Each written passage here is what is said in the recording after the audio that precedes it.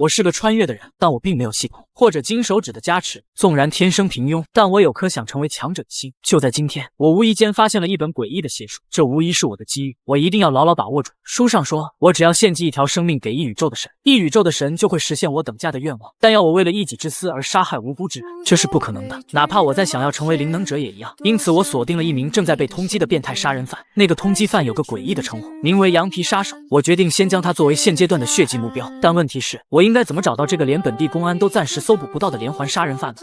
凭借我一人的力量，自然是无能为力的。因此，我选择求助于这座城市的地下情报商。我从放置杂物的床柜里取出了一些陈旧的手机零部件，又拆开了游戏掌机和收音机，折腾了有1刻钟，才终于重新组装成了一台我已经有很长时间没用过的工作手机。然后一边给手机充电，一边联络上了无人机。无人机是过去与我有过很多次交流的地下情报商。无人机接通了电话，并且问道：“哪位？”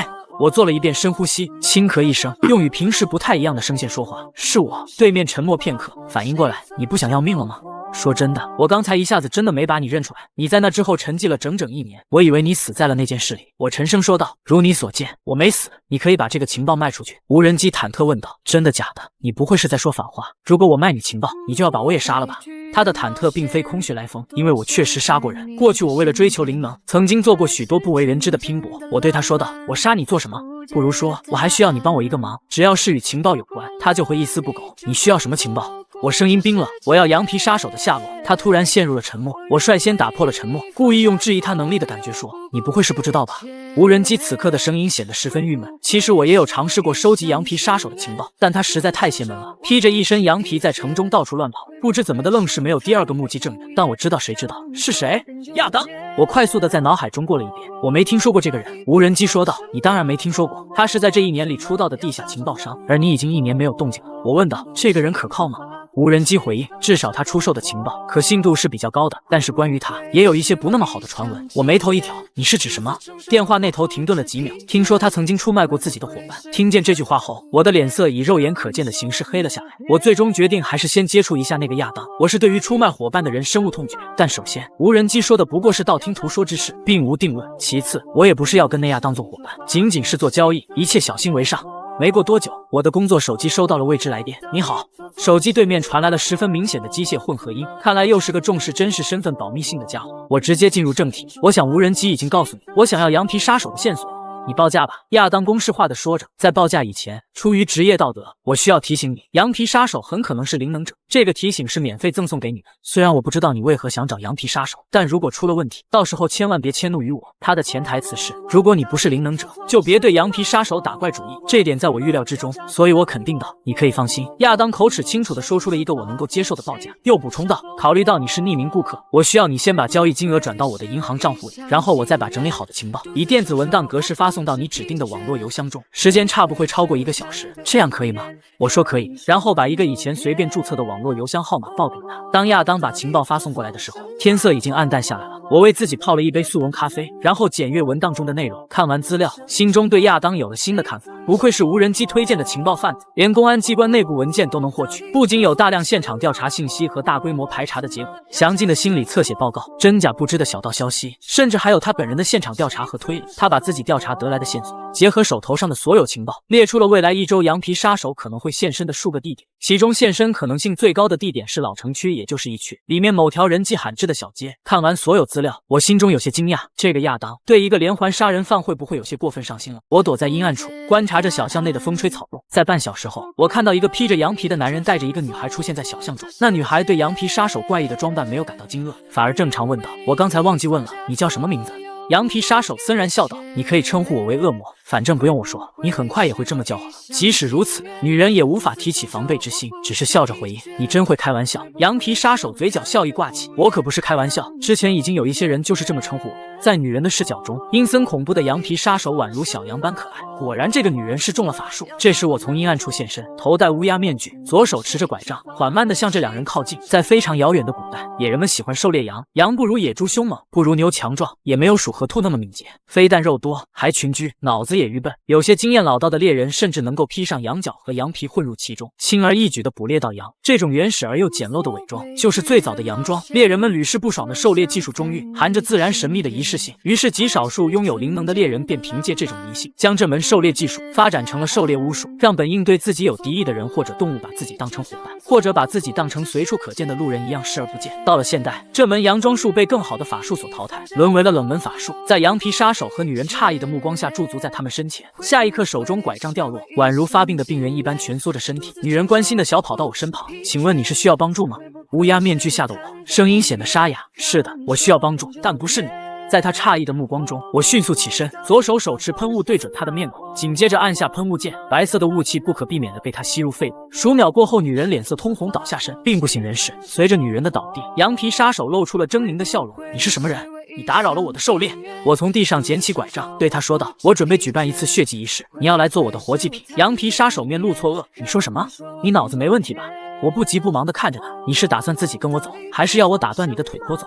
羊皮杀手下一刻勃然大怒，风的一般朝我袭来，越过我的头顶，他手中扳手毫不犹豫朝我袭来。我反应过来后，利用拐杖进行格挡，紧接着开始后撤身形。羊皮杀手手中的扳手再次朝我面门袭来，我转动头部和身体，让他这击打空。在我稳住身体的同时，左手按动手杖的机关，在手杖底部弹出了一截锋利的刀刃。由于这些都发生在片刻之间，羊皮杀手只能眼睁睁看着我的刀刃刺向他的面门。很遗憾，我的刀刃连划伤他都做不到，他的体表有一层肉眼看不见的护盾，像是钢铁打造的铠甲一样护住了他的肉体。他先是一愣，旋即狞笑道：你这个瘸子倒是真会躲，你应该知道我是谁吧？看你这么邪门，我还担心你是有备而来，手上拿着灵能武器呢，原来就是个普通的道具。下一刻他又扑向我，对我展开了疯狂的进攻。我一边躲避，一边思考着破局的办法。如果被他扳手碰到，那我就只好完蛋了。我警惕地看着羊皮杀手靠近，他一步一步朝我逼近，同时嘴中想要瓦解我的斗志。你知道吗？我事先在这里踩过点，这条街道在这个时间段几乎不会有人经过，你哪怕大声求救也没用。我没有说话，他继续说道：你是来救那个女人的吧？太遗憾了，接下来你也要与她一起被我抓住，你知道吗？我最喜欢欣赏别人的恐惧，但又觉得尖叫声烦人。好在成为灵能者以后，我就可以直接通过灵感去捕捉到他人强烈的感情了。所以接下来我会首先割断你的声带，然后我会挖出你的眼球，摧毁你的听力，挖空你的鼻腔，剪掉你的舌头。从此你与这个世界唯一的联系就只有触觉，而这唯一的感官也只会为你传输疼痛，你不会简单死去。我会让你至少活上1周的时间，让你饱尝各种各样生不如死的痛楚，在变成一堆再无知性的血肉以后，才送你下黄泉。我反问道：就凭你？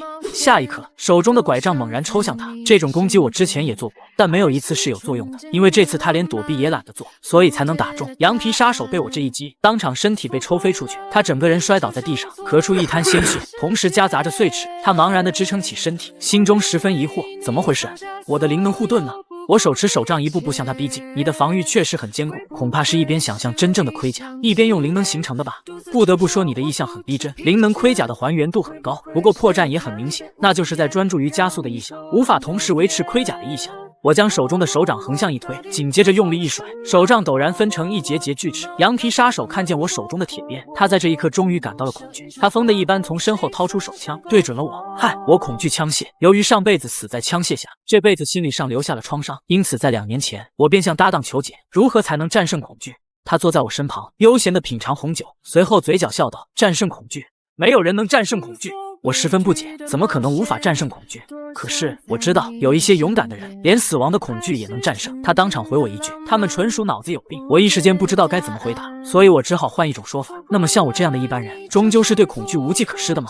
他挑衅地看了我一眼，说自己是一般人的人，多半是不可信任的。不过嘛，方法也不是没有。如果说恐惧是疾病，勇者能够用免疫力自动克服，那么像我一样的真正意义上的一般人，就只能吃药了。虽说好像麻醉一样只可记一时之用，却也不失为一方良药。你知道我指的是什么吗？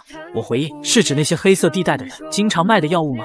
他笑睨说道：那倒也有些用处，虽说祸害更大就是了，但我说的不是物质上的药，是精神层面上的。我思考一番以后回答，极具煽动的理念。他否定了我的说道，并告诉了我真正的答案，是来自敌人的恐惧。羊皮杀手不停地颤抖左手，我的声音十分冰冷，把他刚刚对我说的话原封不动地还了回去。这条街道在这个时间段几乎不会有人经过，你哪怕大声求救也没用。对了，你刚才还说过什么来着？首先是割断你的声带，对吗？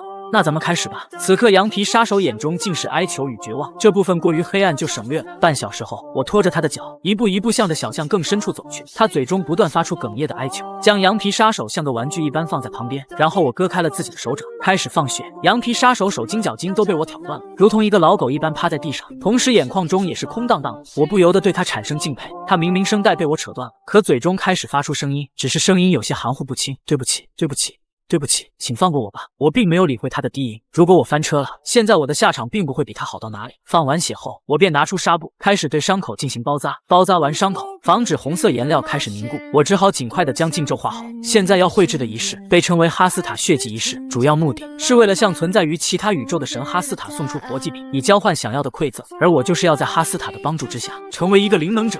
绘画完祭祀图案，我便将羊皮杀手拖到祭祀图案的中间，手杖又刺了过去。我平静地看着他，开始帮他回忆，想必过去那些受害者也这么哀求过你吧。但是你是否有放过他们？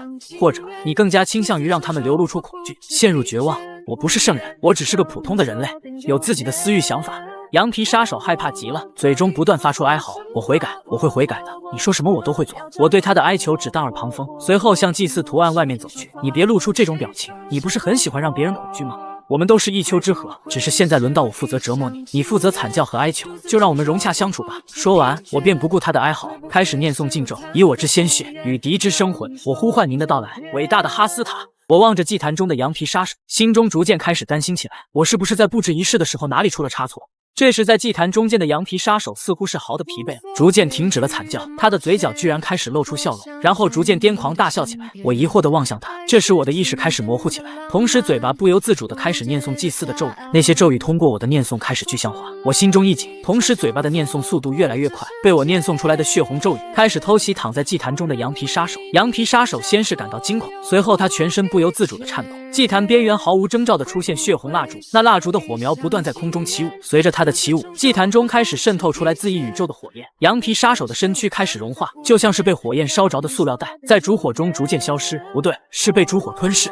片刻间，地面上只剩下被灼烧过的痕迹。随着羊皮杀手被吞噬，我的视线中的景物开始出现了可怕的变化。我不知用何等形容词来叙述此刻的现状，可能用鬼诞异变最为贴切。那一刻，我只身矗立在这片鬼诞异变的世界下，祭祀图案中的诡异触手似乎没有吃饱，它们开始向我慢慢逼近，随后到我的脚边，开始从我的脚踝处向上攀爬。在我呆若木鸡的意识中，忽然闪过一个问题：那本书的无名作者似乎并未讲过血祭仪式还有这种副作用。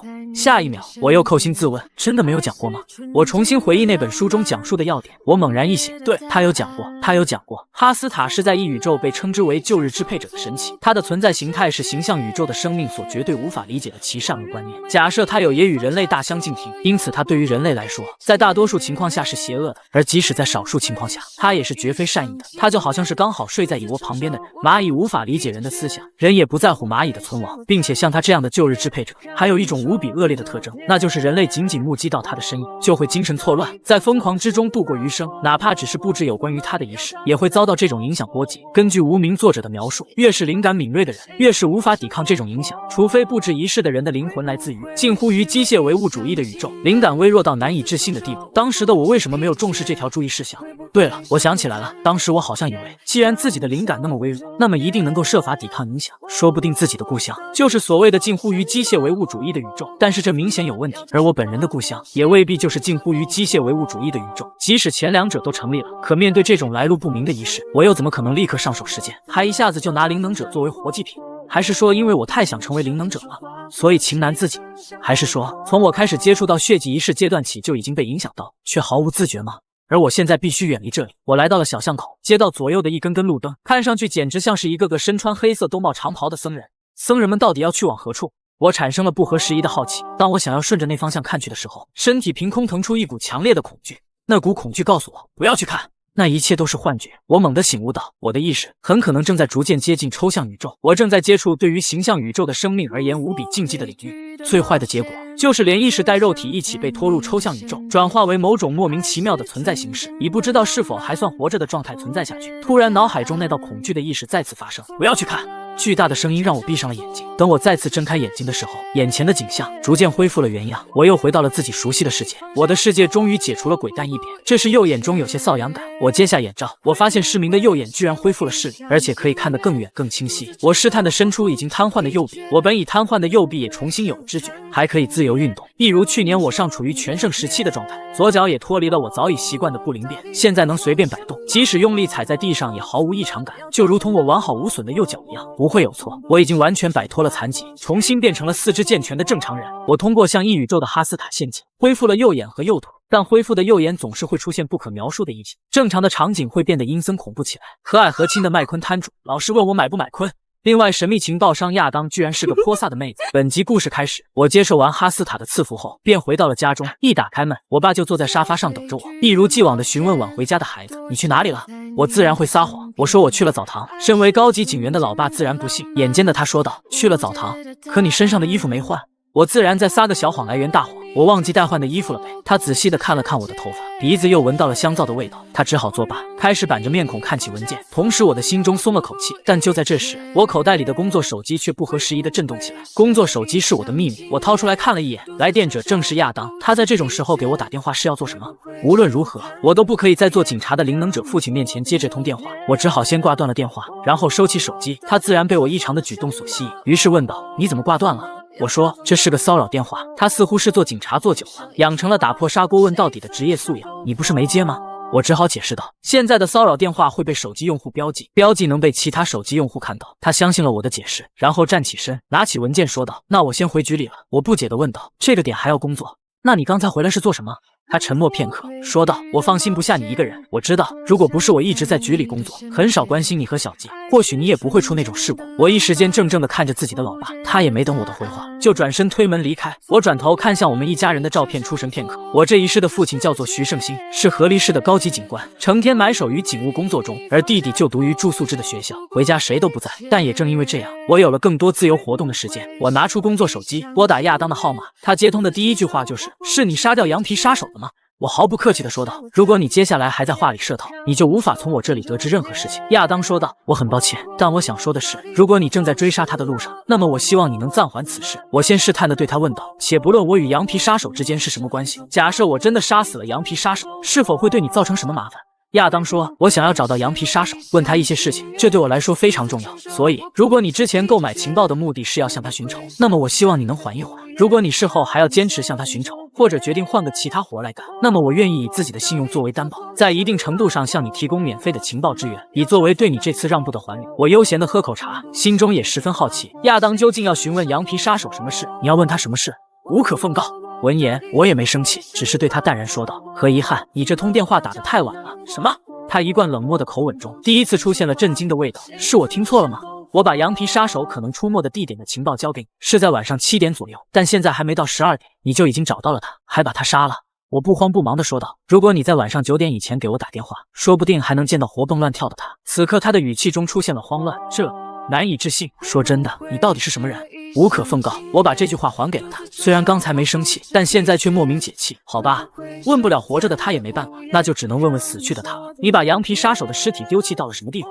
我对他说道：“尸体没了。”亚当继续说道：“你是用化学溶液分解了他的尸体，还是焚烧成灰烬了？”没关系，哪怕把剩下来的东西给我也好，别告诉我你都到镜河里了。在听到亚当刚刚的段话时，我就明白了，这个亚当要么是灵媒，要么认识灵媒，或者他能用法医技术提取情报。我说道：“我的意思是，什么都没了，你可以理解为他被空气吃掉了。准确点说，羊皮杀手甚至连灵魂带肉体都被我抛出这个宇宙，成了一宇宙神的零食。”亚当沉默几秒后，他继续说道：“我有一个客户想见你一面，你明天晚上有时间吗？”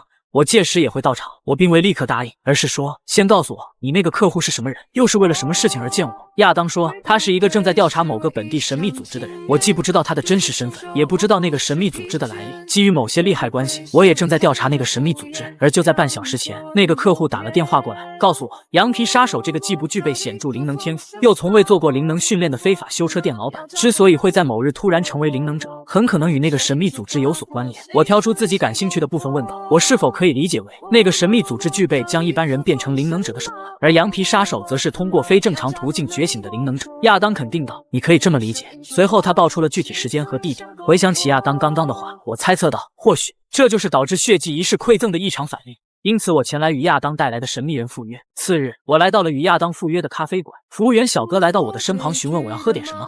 我看着他，沉默片刻，因为我之前一直行走在黑色地带，像这种奶茶甜品店基本没去过。突然我灵机一动，指了指不远处的咖啡。服务员小哥也是头一次见我这种乡巴佬，他看了一眼那咖啡，然后试探地对我说道：“先生，你是要一杯咖啡吗？”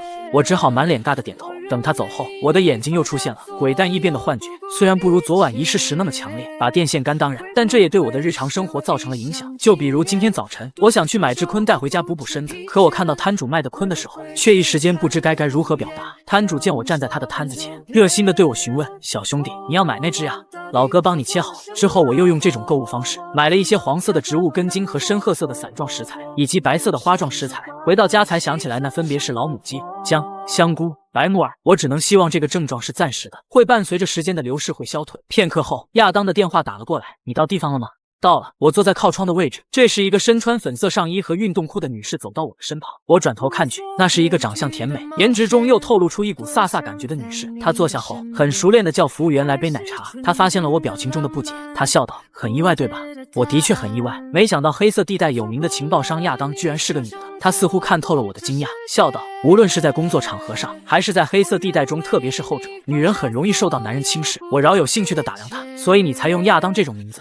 她补充道：“变声器也是。”但这时我却反射性的怀疑，眼前这张面孔也未必就是她的真面目。我之所以会这么想，并不是因为她表现出了什么破绽，而是因为我自己就是易容过来碰面的。正在我们说话的时候，又有人靠近，我与亚当同时回头看去，来人身穿一袭风衣，戴着黑色口罩，亚当充当中间人，对我介绍起来者，他叫长谷川，就是我之前说的客户，同时也是一名灵能者。我对他点了点头，同时想到，虽然这肯定又是一个假名，但不出意外的话，这个灵能者应该是个樱花地区居民。我同样也报出一个假名，我是哈斯塔洛夫克拉夫特。亚当见人齐了，也开始介绍自己：“你们可以称呼我为索尼娅·香格里拉小姐。”别看这个小桌上只有3个人，可这3个的心眼加起来比10个人都多。长谷川首先打破尴尬的气氛，上来就用审判我的语气：“真的是你杀死了羊皮杀手？”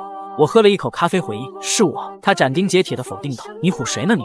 你连灵能者都不是。”我呵呵一笑，杀死灵能者的方法有很多，举个例子，如果亚当刚才想杀你，就可以在奶茶里下毒。长谷川脑袋似乎没有转过来，依然紧紧盯着我。亚当没有杀我的动机，灵能者也不会死于毒素。我说道：“想要杀你的人，但凡没把脑子忘在枕头上，就不会让你知道他有这个动机。况且对灵能者无效的也仅仅是正常的毒素。”闻言，他看上去误会了什么，然后对我又问道：“这么说来，你能够杀死羊皮杀手，依仗的是暗杀技术，那么他的尸体呢？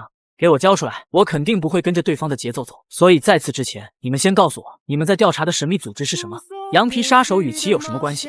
他屈起指关节，不耐烦地敲击桌面：“先回答我的问题。”我说：“我已经回答了你的第一个问题，现在轮到你了。”他的口吻转变成了威胁：“你到底知不知道，我随时可以更换一个方式，更加有效率地询问你？”我看着眼前的这个家伙，他的谈判方式还真是充满了经典的黑色地带气味。这种时候，我若是后退一步，就只会白白地交出对话的主动权。虽然在这里采取针锋相对的态度，会有种智商被拉低到同一个层次的感觉。我戏谑地看着他：“抱歉，我不知道你的意思，不如你用行动来解释一下。”长谷川冷冷说道：“很好，看来仅仅是暗杀了一个用药物觉醒的羊皮杀手，就让你对灵能者产生了什么误解？现在我就帮助你清醒过来。”他一边说一边对我动用了灵能。亚当刚想阻止，没等他说完，长谷川就身体前倾，要对我出手。我果断抓住他的手腕，紧接着一用力，他的肩膀处发出一声骨头错位的声音。正当我想要卸掉他一条胳膊的时候，他却整个人向后倒去。这一刻，我的面孔深深映入他的心中，他对我产生了惧怕，那是一种气势上的压制。我看着倒地的长谷川，结合自己以往的经验，这个行事粗野的长谷川，搞不好与我截然相反，是个在灵能者中间也具备出众灵感的家伙，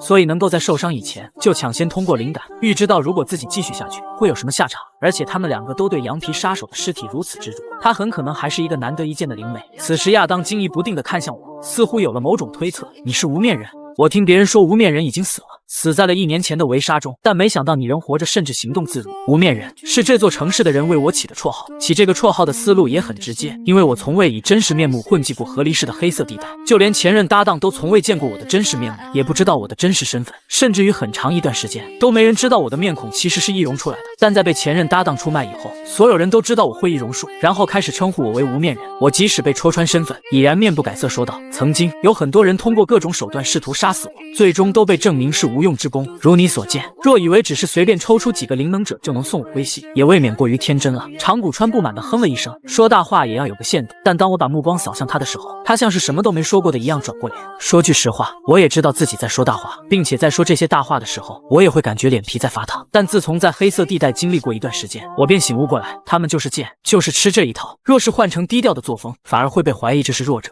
有可趁之机的表现。我扫了亚当一眼，然后说道：比起这个，我们还是开始进入正题吧。我要知道你们正在调查的神秘组织是什么。长谷川语气中透着郁闷，那是个正在研究如何以药物技术将一般人转化成灵能者的本地组织。我饶有兴致地看向他，那这个组织理想挺伟大的呀。长谷川语气一转，但凡药物在研发以后都要经过重测试，通过检验效果和安全性，以决定是已完成还是进入下个环节。最初的测试环节一般都是通过动物进行的，但问题是，神秘组织所研究的药物是以人类的生理特征细节为主要对象，有针对性的研发出来的，目标是强制扰动人的生理变化，诱发心理变化，最终使得灵魂发生变革，从而觉醒灵能。我问道，所以这种药物无法用动物实验，只能直接进入人体实验环节，是这样吗？长谷川点了点头，然后语气沉重说道：但这是有违伦理的技术，自然无法公开招募志愿者，内部人员更加不会以身试药，所以他们开始进入黑市，从人贩子的手上购买小白鼠。亚当接过话，然而他们就算是对小白鼠也是有具体要求的，必须是灵能天赋本来就比较好的人才可以。我顺着他的话提问，这是为什么？长谷川解释，他们的药物暂时处于半成品环节，只能让灵能天赋比较好的人变成灵能者，而且还有不可忽视的危险性和巨大的副作用。然后他们会从实验体的身上采集数据，以进入下个环节，研发让灵能天赋没那么好的人也能觉醒灵能的安全药物。因为人贩子无法提供那么多恰到好处的实验体，所以他们决定自己动手，从河狸市及其周边的村镇绑架社会层次低的居民，以满足实验需要。我细品一口咖啡，说道：那看来这个神秘组织的决策层是以犯罪专业的门外汉居多的。长谷川流露出疑惑的反应，门外汉？你是怎么知道的？我看着他笑道，俗话说兔子不吃窝边草，本地组织直接在本地绑架人口，容易增加被本地公安察觉到踪迹的可能性。稍有专业性的犯罪组织都会选择到外地绑架人口，若是手长的犯罪组织则会选择更加遥远的纷争地带，在那种乌烟瘴气的地方，可没有谁会觉得活人失踪是什么值得注意的事情。亚当点头，正是如此。不过好歹是个有科研项目的组织，内部肯定是有聪明人。虽然决策层最初因自己的外行而犯了浑，但很快就注意到了自己的低级错误，并且想出了避免被本地公安追踪的方案。我反应过来，所以羊皮杀手是替罪羊吗？亚当继续说道，神秘组织找到了羊皮杀手，故意给他服用半成品药物，使其成为灵能者。但这种半成品药物所诱发的灵能觉醒与常规的灵能觉醒截然不同，是相当于以燃烧灵魂为代价所带来的，同时还会使得服药者的心理造成巨大变化。羊皮杀手本来就有严重的犯罪倾向，而药物带来的力量和副作用则使其放下了一切顾忌，让他到处绑架本地居民加以虐杀。为了让他的犯罪活动更加顺利，神秘组织甚至还给他提供了一门增加自己隐蔽性的灵能法术。他所说的灵能法术自然就是佯装术，可以迷惑猎物，让其误以为杀手是同伴。此时此刻，我心中的疑云已经被挥去了大半，所以血祭仪式的馈赠水准才会与羊皮杀手的灵魂价值不匹配。那是因为羊皮杀手根本就不是正常的灵能者呀。亚当说道，我们之所以想找到羊皮杀手，就是想在他身上得到神秘组织的线索。可我已经把羊皮杀手尸体献祭给异宇宙的哈斯塔。我询问起长谷川，你是不是灵媒？亚当这时开口，我们现在掌握的大部分情报，就是凭借长谷川身为灵媒的占卜技术。如果不是他的协助，我甚至都不知道羊皮杀手与神秘组织有关系。我静静地看着他们二人，你们的动机呢？你们为什么要追踪这个神秘组织？长谷川看着我有些底气不足地问道。等等，我们不是说好了一问还一问吗？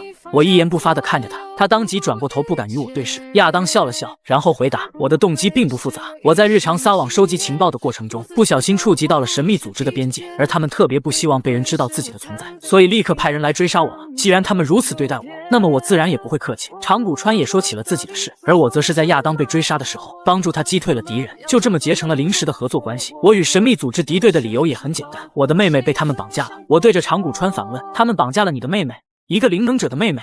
长谷川避而不谈。亚当看着我，我们的话都说完了，那么关于羊皮杀手的尸体，很遗憾，我依然只能摇头。我还是之前的话，羊皮杀手的尸体已经被我弄没了。长谷川语气愤然，在看到我的眼神后，话语一变，的奶茶要凉了，快点喝了吧。我酝酿着自己的措辞，又说了下去，虽然无法交出尸体，但作为交换，我可以加入你们，协助你们的活动。长谷川目瞪口呆，什么？亚当慎重地问，你的动机又是什么？我回应，我对那个能够把一般人变成灵能者的药物感兴趣。亚当看出了我的野心，你想要成为灵能者？我看了长谷川一眼，说来话长，他扯了扯嘴角。亚当提醒道，但那个药物仅仅是半成品，副作用巨大。我反问道，也有可能，现在的他们已经研究出了完成品，不是吗？走出咖啡店。其实对我来说，哈斯塔血迹仪式固然也是成为灵能者的路线之一，但这条道路却过于危险，与行走在钢丝上也无差别，只是献祭了区区一个羊皮杀手，就差点让我万劫不复。而倘若献祭的是真正的灵能者，那么我肯定就完蛋了。刚才的碰面亚当和长谷川二人，因为我是无面人的关系，勉强同意了暂时合作的提议，但是这两人身上还是有很多疑点。抛开既是灵能者又是灵媒的长谷川，亚当这个看似弱小的一般人，才是更加应当注意的危险对象。他看似和煦，却让我感觉捉摸不透。他曾挑拨多个黑帮互相争斗的履历，告诉我他绝非善类，与他合作过的人都在不久后遭遇不幸的事实，也令我无法忽视。当然，我怀疑亚当的根据，并非仅限于习惯性的怀疑和不靠谱的直觉，以及不知真假的流言蜚语，还有一个决定性的根据，那就是亚当曾经说过，如果不是长谷川，那么他只以为羊皮杀手就是个普通的连环杀人犯。但在我从他的手里买到羊皮杀手的情报的时间段来看，在他尚未知晓羊皮杀手与神秘组织之间的联系，而他出售的情报却过于丰富。以我的经验来判断，除非他早已对羊皮杀手有了密切关注，否则绝不至于如此。这与他刚才的发言强烈冲突，也成为了我怀疑他的关键性因素。我鬼鬼祟祟地掉在亚当的身后，看着他走入了公共厕所的女性区域。10分钟过去了，亚当仍然没有走出公共厕所，难不成我的尾随已经被察觉到，他通过女厕所的窗口逃跑了？正当我忐忑的时候，我看到一名女性从公共厕所里释然地走了出来。这名女性的外表与我刚才看到的亚当截然不同，即便如此，我也能够立即识别出来，她就是亚当。她有着一头粉色中长发，相对于刚才更加偏向于甜美的面孔，穿着米色的灯笼袖上衣，比起行走在黑色地带的情报商，更加像是一名出门在外的女学生。也许换做其他人发现不了，可是像我这种易容伪装的经验者，又是训练有素的武术家，完全可以从身高体重、手臂和腿的长度、站立行走的姿势，把她和其他人分开来。其中最让人难以忽视的是，她的头顶多出了一对犹如熊的、圆圆的、毛茸茸的、深棕色的耳朵。毫无疑问，她是一名亚人。亚人的起源直指人类的先祖。我看着她离去的背影，拨打了无人机的号码。我需要你调查一个人的身份。无人机回应：你要杀谁？我语气冷冽对他说：我说的是调查。在调查的2字的时候，语气加重了一下。无人机在电话那头嘿嘿一笑：无面，我们应该是老朋友了吧？在我这里不用装，你不就是隐退了整整1年，终于手痒了，想要杀个人暖暖身子吗？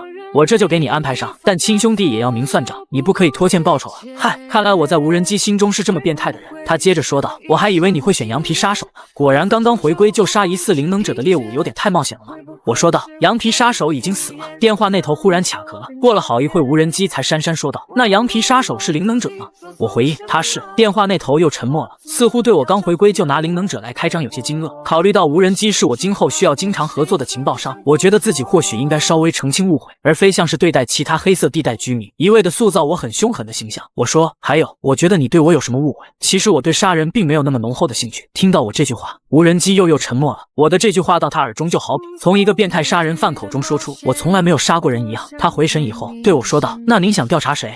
我缓缓吐出2个字：亚当。他接受了我的委托。当天晚上，我的警员老爸给我打来电话，说今天局里有事，他就先不回家吃饭了。当然我也习惯了，我一边做着晚饭，一边思考着与亚当和长谷川的合作。虽然已经决定了要与亚当和长谷川共同调查神秘组织，但如果没有突破口，那就根本无处发力。唯一的线索，羊皮杀手已经被我杀死，其尸体都被我抛出这个宇宙了，而新的线索是不会自己从天上掉下来的。下一步应该怎么办？换位思考，如果我是亚当或者长谷川，我会从什么方向寻找突破口？忽然，我想到了一个十分糟糕的可能性。基于我们彼此间还不够了解信任，他们必定不会放弃寻找羊皮杀手的痕迹。无论是身为情报商的亚当，还是身为灵媒的长谷川，都是收集情报的汗血宝马。一旦他们找到我的献祭之地，极大的概率会被那股无法言说的扭曲崩坏的力量影响。必须马上阻止他们。当我拿出手机要联系亚当的时候，亚当却给我打了过来。看着他的来电，我突然有一种大事不妙的感觉。我接通电话，果然从他那边传来一个噩耗：长谷川疯了。我来到他所说的医院，当我从病房外向里面看去，却看到长谷川瑟瑟发抖的环保双膝。护士小姐姐看到他痛苦的样子，想要给他注射一支镇定剂。先生，别怕，我要过来了。在护士小姐姐靠近的瞬间，长谷川暴射而起，如同大猩猩一般发出咆哮，似乎在警告着众人不要靠近他。护士和医生都被吓得逃离了病房。亚当郁闷地对我说：如你所见，他根本无法交流。我不友好地看向他，我之前应该强烈警告过你们，不要再寻找羊皮杀手的尸体。亚当苦涩笑了笑，说来话长。随后我跟他一起走入了病房。我一走进，长谷川抬起面孔，在看到我的瞬间，他的脸上居然流露出无比惊恐的神色，慌忙的离开床铺，蜷缩躲到墙角。亚当立马跑了过去查看情况。此刻的长谷川背部紧紧贴住墙壁，一边忐忑不安的咬着手指，一边眼睛瞪大的看着我。亚当注意到了这一点，我知道长谷川怕我，但也不至于如此害怕才对。难不成他在寻找羊皮杀手尸体的过程中，不小心占卜到了什么，在看到不应该看到的东西的同时，还看到了作为始作俑者的我的面孔，因此我的面孔唤醒了他的心理创伤。亚当果然起了疑心，他转头看向我，他很怕你。我反问，他不是一直很怕我吗？接着我冷冽地看着他，我不是告诉过你要终止寻找羊皮杀手尸体的行动吗？难道是长谷川不听劝告，一意孤行？亚当说道，一言难尽，我们还是出去说吧。来到外面后，亚当坦白道，你没猜错，我们确实认为找到羊皮杀手的尸体是追踪到神秘组织的唯一机会。事情发生在早上，在路上，长谷川对亚当说道，就算不给我尸体，哪怕有羊皮杀手临死前残留的血迹或者遗物，我就足以借此占卜出他过去一段时间的行踪。无面人又不肯给出拒绝的具体理由，这样的合作态度让我无法信任他。亚当说道，走吧，我应该知道羊皮杀手是在哪里死去的。无面人从出发到找到羊皮杀手，再到将其杀死，全程只花了最多2个小时。他很可能是在我给他的情报中标注出的羊皮杀手最有可能出没的地方，完成他的行动的。亚当突然想到什么，然后对长谷川问道，昨天你与无面人对峙过程中表现得很奇怪，你是不是感觉到了什么？长谷川瞬间紧张起来，他感觉无面人很恐怖，似乎能够预读他接下来的所有动作。就比如昨天，在他想要给无面人一个教训的时候，有那么一个瞬间，他看到自己伸出的手臂被打断的画面，而且无论他当时在那一瞬间做了什么动作，最终都会不可避免的被无面人重伤。亚当此刻有些意外，他问道，你的灵感那么敏锐，却也会被无面人预读动作吗？长谷川叹了口气，我的灵感足以预读到对手的下一步，但像是他那种战斗经验丰富的人，甚至能够预读到我下一步的下一步，我在这方面是没有优势的。亚当听到后感慨道，看来无面人比我所知的还要可怕，还有其他的吗？长谷川继续说道，还有的话，我事后也才注意到，他的存在感远比一般人更加稀薄，仿佛周围的环境是水，他把自己溶解到了水中。他应该是精通武术吧，所以很擅长遮蔽自己的气息，再加上他是个不具备灵能的一般人，仅凭灵感去看，他的存在感远不如灵能者，所以很容易就忽略过去。连我这个灵媒都这么想，恐怕一般的灵能者根本无法凭借灵感锁定到他。亚当说道，你说的没错，过去被他手刃的灵能者有不少是被他凭借暗杀技术杀死的，一身灵能连发挥的余地都没有。我在想，虽然无面人身上疑点重重，但是如果他抱有敌意，相信凭他的实力，我们活不到现在。而关于羊皮杀手的尸体，若是无面人想要欺骗我们，也犯不上说出那种拿不出证据又缺乏说服力的话，让自己显得更加不值得信任。长谷川说道，照你这么分析，难道我们真的要听无面人的话，放手不成？来到情报上得标记点后，亚当率先走下车，并说道，接下来就让我独自调查吧，我身上有分化之症，不会轻易陷入绝境。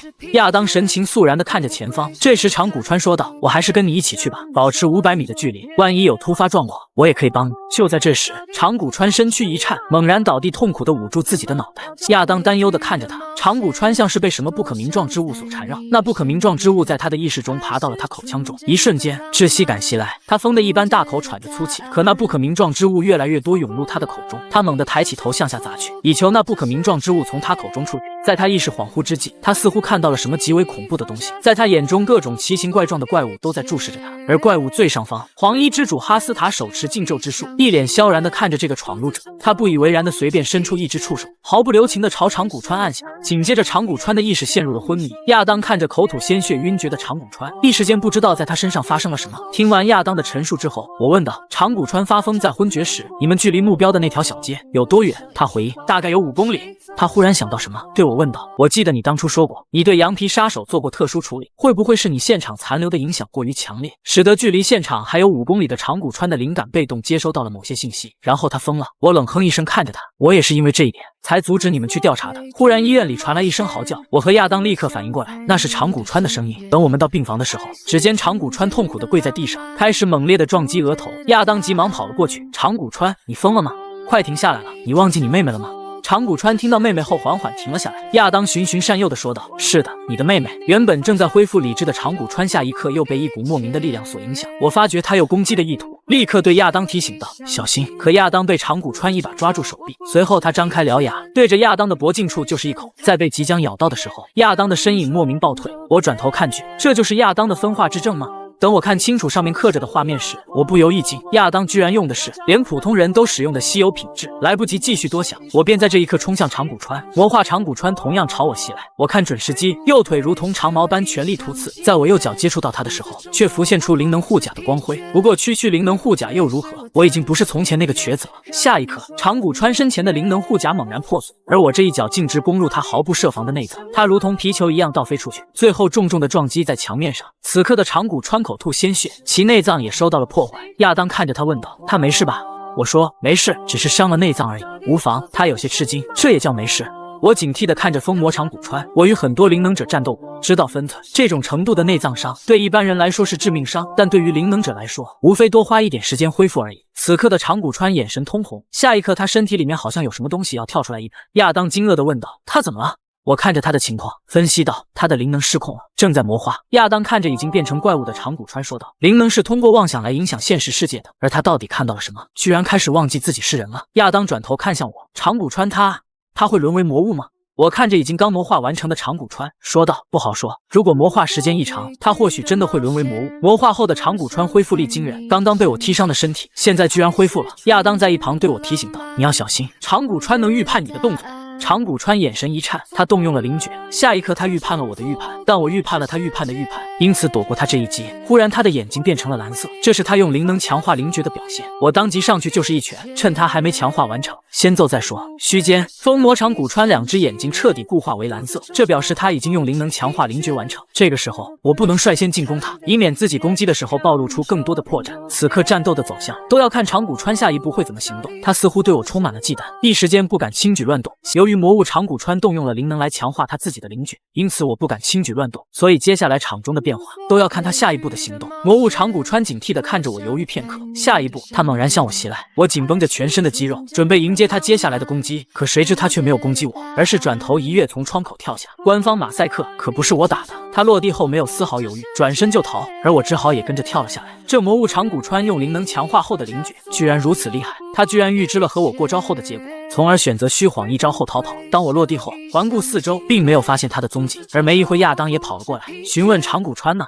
事已至此，我只好承认自己的失败，对不起，让他跑了。他说的不是你的错，我沉声说道。羊皮杀手的线索是在我的手里弄没的，而且长谷川的魔化也跟我似有关联。虽然是我提出要加入你们，协助你们调查神秘组织，但到头来却竟是帮了倒忙。可谁知亚当却没有丝毫的消极，而是说道：“这么说来，你倒真的有点像是神秘组织打进我们队伍的卧底呀。”我一时间哑然，然后说：“长谷川对我的怀疑也并非毫无根据，你难道就不怀疑我吗？”他却不以为然，继续说道：“我相信这个世界上没有真正的偶然，但是我更加相信自己思考以后得出的结论，而且我相信你是伙伴。”我有些复杂的看着他，然后道：“希望你有一天不会因为这个判断后悔。”亚当面露思索，到了现在，该好好计划下今后的时候。我问道：“你有什么妙计吗？”他摆了个无可奈何的手势，这倒是没有，现在只能先从收集情报的阶段重新开始了。我注视着他，既然如此，你可不可以帮我一个小忙？他道：“你说说，看我是否力所能及。”这时，从住院部1楼传来了呼喝声，几个工作人员正在往这边赶过来，似乎要问我们刚才的情况是怎么回事。我往那里看了一眼，然后回头问：“你会开车吗？”亚当也正好收回目光，会。在车上，他有些疑惑地说道：“话说，长谷川魔化的原因是什么？”我真是不理解。我对他科普道：“你应该知道，每一个灵能者对于灵能的使用都是凭借心之所见，或者你可以理解为想象力。如果我是一位操控重力的灵能者，我想用灵能攻击你的前提就是我在心中看到了你被重力反复摇摆的样子。”亚当回应：“这个我知道，可就是不知道长谷川看到了什么可怕的东西，才会变成魔物。虽然我很想什么都不打听，像是看电影时要求其他人不剧透一样紧闭嘴巴，但你到底准备如何解决那些所谓的残留影响？”我说：“布置一个简单的仪式，隔绝空间，将泄露出来的影响关押在狭小的空间里。你可以理解为那里有一坨很臭的物质。”亚当插口说道：“当你用坨这种计量单位的时候，我就已经知道你想说的是什么了，不必特地换成物质这种比较体贴的词语。”我继续说道：“而我则要做个密不透风的盖子，将那坨物质泄露的臭味封闭起来，以免周围一带再次出现像是长谷川那种嗅觉灵敏的动物，隔着数公里就被熏得失去理智。”忽然我的手机震动起来，打开一看，是无人机发来的关于黑色地带情报所亚当的档案资料。亚当的真实姓名为克洛伊·迪卡普里奥，他就职于荷黎市手电报社，是个记者，而其过往履历更是丰富。本身大学高材生，因为揭穿了娱乐公司潜规则个女星，从而名声大噪，后面被人陷害，被迫开始调查危险的黑帮新闻。目前正在采访有关于连环杀人犯羊皮杀手一案。看完他的资料，我心中对他的所有疑惑就烟消云散了。亚当注意到我一直在看手机，因此问道：“你在看什么？”我收起手机说道：“没什么。”继续再往前走一点就到了。来到那条小巷后，才刚下车，亚当就感觉到身体有些奇怪。我问道：“具体是哪里奇怪？”他停顿了几秒，对我说道：“你感觉不到吗？”我努力的感受，可一无所获。我的灵感比一般人迟钝得多。亚当拉了拉领口说道：“这里的感觉就是似乎一不留神就会感觉自己被人踢进湖泊里。”我对他建议道：“要不你还是先回去吧，车留下就好。”亚当为了满足自己的好奇心，坚持说道：“不，还是让我跟着吧。”我也没多说，因为我自己感觉不到那种窒息感。我跟他转过一个巷口，对他说道：“你不是一直想问吗？这里就是我曾经击杀羊皮杀手的地方。”我本以为他会好奇，但他神情呆滞的继续向前走。我疑惑的叫了他一声，可他仍然没有反应。而当他鞋尖接触到墙壁的时候，我猛然发现他的鞋尖居然穿透了墙壁。我没有任何犹豫，一把将他扯了回来，摔在地上。我又喊了他一声，他茫然的看向我，然后问道：“发生了什么？”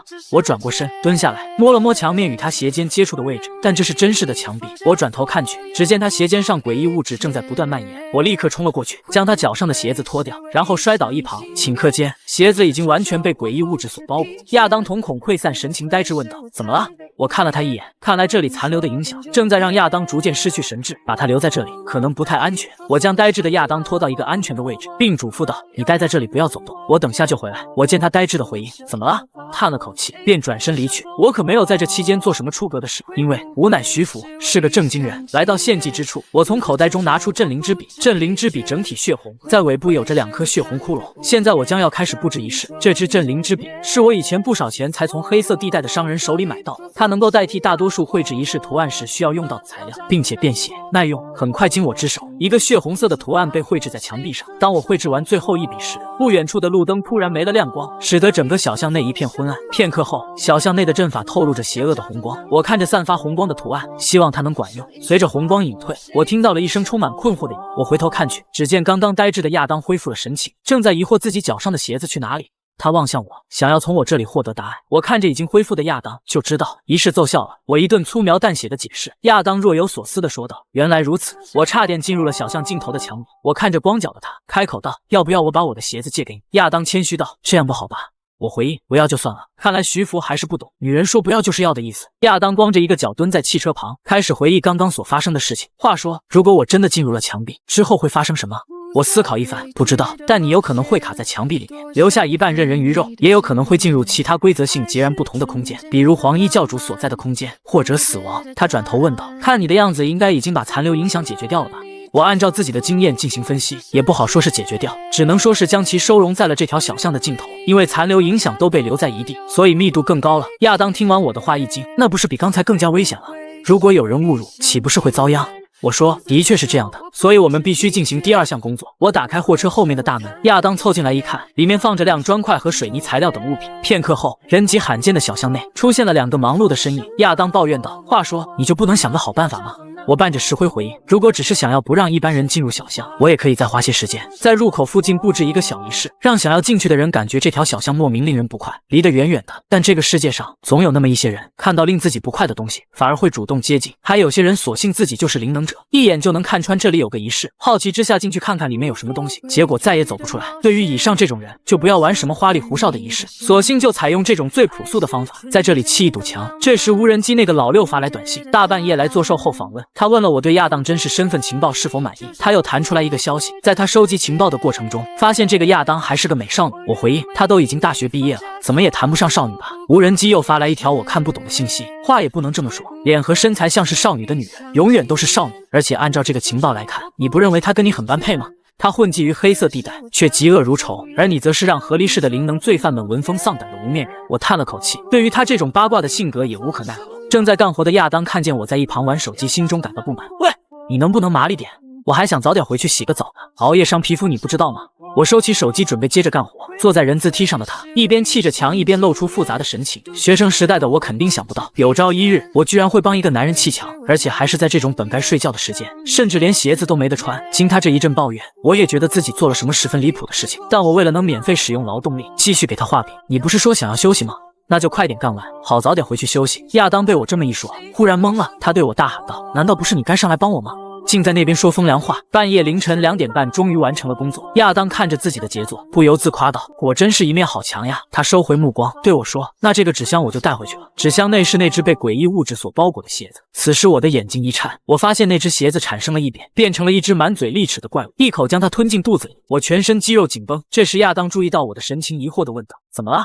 我揉了揉太阳穴，看来刚刚所发生的一切不过是眼睛产生的幻觉。第二天早晨，我在家中一边吃着早餐，一边习惯性的看看今日新闻。无疑，我发现了长谷川的踪迹，他居然袭击一家制药集团技术顾问。我当即拨通了亚当的号码。不久后，我们两人在一家咖啡店内相见。我整理着资料说道：“看来长谷川确实是怀着一些我们所不知道的秘密，他说不定早已掌握了神秘组织的本体，却出于某些理由并不告诉我们。而这家合离制药公司或许就是神秘组织的本体。”亚当提起兴致：“何以见得？”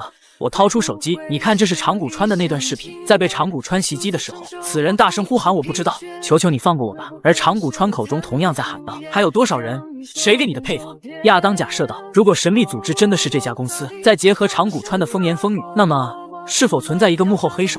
我饶有兴致地看着他。这时，他从身旁的包包中拿出一封资料，递给了我。我这里还有些特别的资料，或许你可以看看这个。这一张资料介绍的是一个名为井上直人的23岁男性，父亲是合离制药的老板井上仁太，母亲就姓铃木，如今叫井上光。他的母亲井上光在5年前因交通事故而沦为植物人，至今未醒。而他自己本是合离大学金融系高材生，毕业以后在父亲的公司里工作，1周前突然失踪。我看了看资料上面贴着的井上直人的半身像照片，这个青年有着俊朗的外貌，炯炯有神的双眼。虽然我理应从未见过他的面孔，但似乎又在哪里见过他。我仔细观察他的头颅形状、肩宽和胸宽、喉咙粗细和皮肤色泽等等细节，初步确认他就是长谷川。如果说合离制药真的是神秘组织的本体，而长谷川则是合离制药的老板的儿子，那么他到底是出于什么目的才会选择与神秘组织为敌？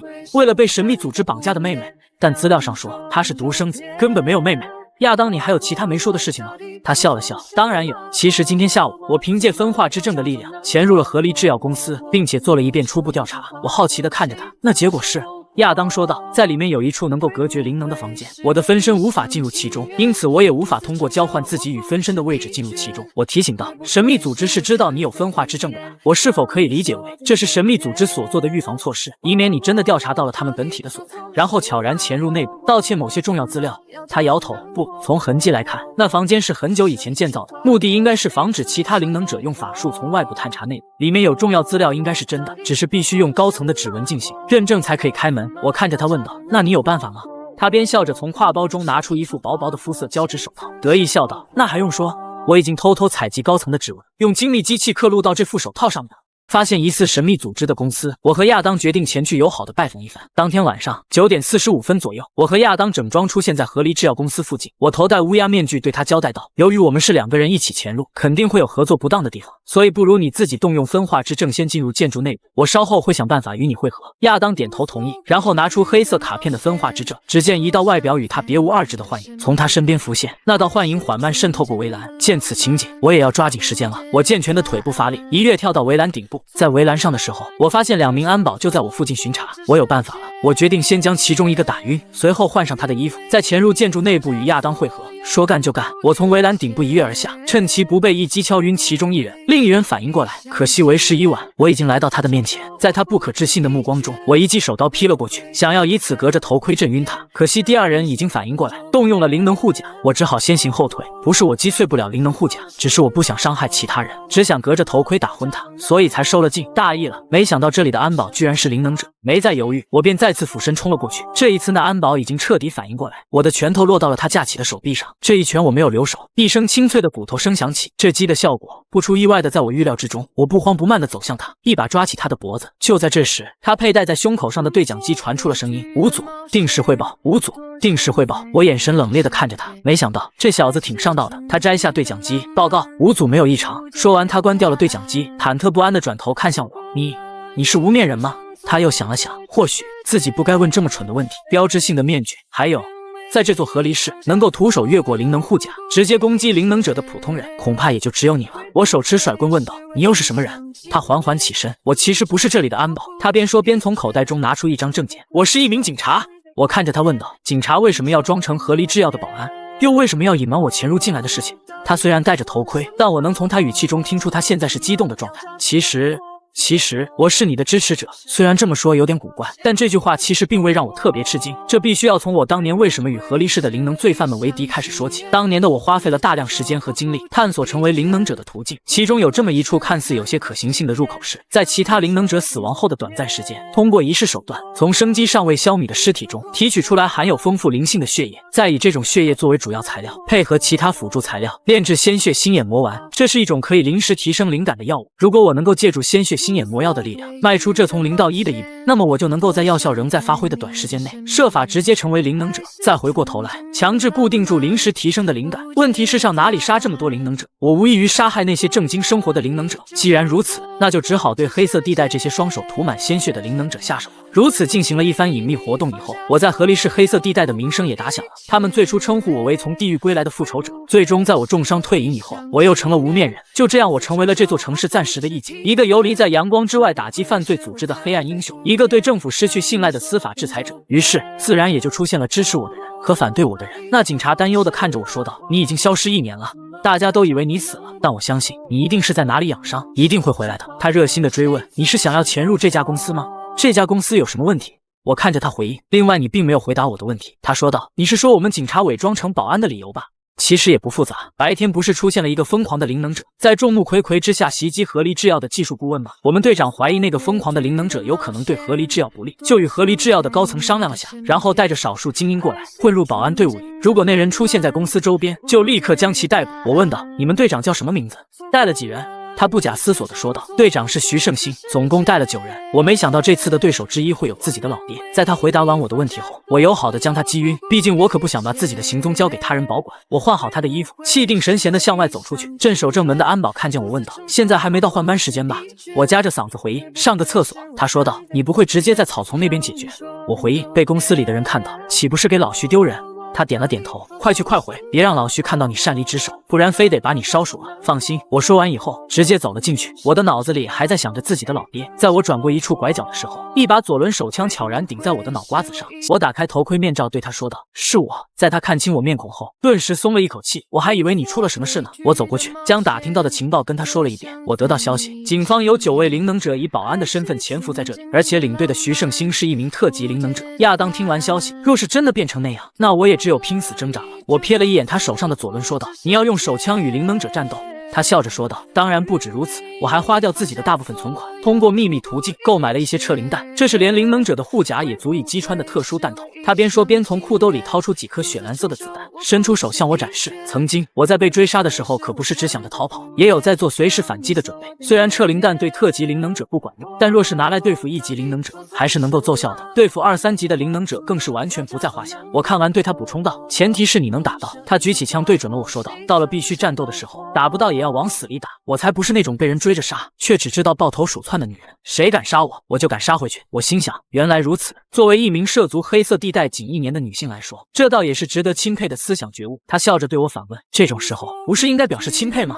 我故意说：“但你刚才说的，难道不是理所当然的事情吗？”亚当转身失落叹息，感情这无面人是个读过钢铁是怎样炼成的直男。你跟我来，我知道位置。在亚当分化之症的能力下，我跟他一帆风顺的来到目的地。在门外，我对他说道：“你去开门，我会布置好仪式，免得有人闯过来。怎么摆平监控不用我教吧？”亚当套上肤色胶质手套，在一旁开门，我则趁机开始布置仪式。镇灵之笔飞快地在我手中舞动，不久之后，仪式便被我布置完成了。亚当这边大门也成功打开了，在门的后面摆放着一些书架式的铁架子，上面放着很多纸质资料。我跟亚当刚走进去，下一刻铁门忽然砰的一下自动关闭，房间的灯也全部打开了。刚才还很黑暗的房间顿时亮如白昼，房间中的景象也大为不同。眼前哪里还有什么铁架子，哪里还有什么纸质资料，只是一片空荡荡的大号房间。对面站了一男一女，守株待兔一般的站在里面。向我们看来，我们还没来得及说什么，反倒是他们惊讶地看了过来。其中的女性说：“不是井上之人，他也不是那个记者。”边上的男人也说话了，他看着我们问道：“你们2个是谁？”事到如今，我也立即反应过来了，这是一个陷阱。于是沉声回应：“这个问题现在还有意义吗？”男人这边说道：“无论如何，既然能发现这个房间的特殊，就说明应该都是灵能者。既然解开了指纹锁，就说明是来探查河狸制药秘密的窃贼，全部杀掉。”身旁的女人转头对他提醒：“当心别发出太大的声音。虽然这个房间有做过隔音处理，但你的战斗方式还是太粗狂了。”这时我开口：“安保人员每30分钟报岗一次，我们的时间大约还有15分钟不到。”亚当虽然神情凝重，但也没忘记此时挖苦我一下：“如果你之前没把自己的支持者击晕过去，现在可是要多少时间就有多少时间的。”我咳嗽2声来缓解我的尴尬。对面的男人听到我们这边的对话，出言不屑道：“你们真的认为自己有胜算的可能？”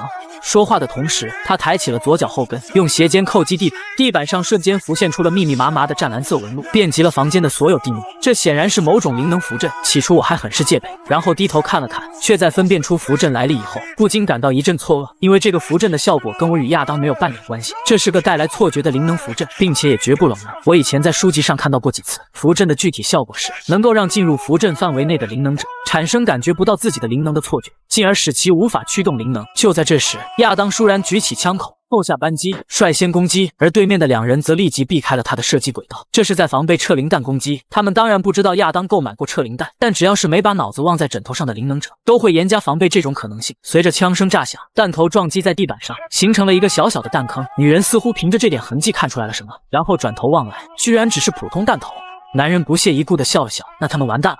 话音刚落，他们一男一女分别朝我和亚当冲了过来。男人好像把手臂当成了长枪，猛地向我挥来，一击没有击中。男人动用了灵能，使其手臂巨大化。他暴喝一声，双拳再次向我袭来。我身形一跃，同时我的脚下传来地面被砸出一条巨大豁口的动静，整个房间都动摇了一下。男人兴奋地看着我，小子不错，被障灵之术限制，还能避开我的攻击。不远处的女人发出烦躁的大喊：“我都跟你说过了，别弄出那么大动静。”男人再次加大灵能的使用，此刻他的声音透露着一股肃杀之气。我会的。瞬间，无数拳影朝我砸来。这一刻，我明白了，他想置我于死地。等他停下攻击后，我立即爆发速度，抢先再次来到他的身前。他不屑地看着我，我有灵能护甲，你在障灵之术内，你用不了灵能。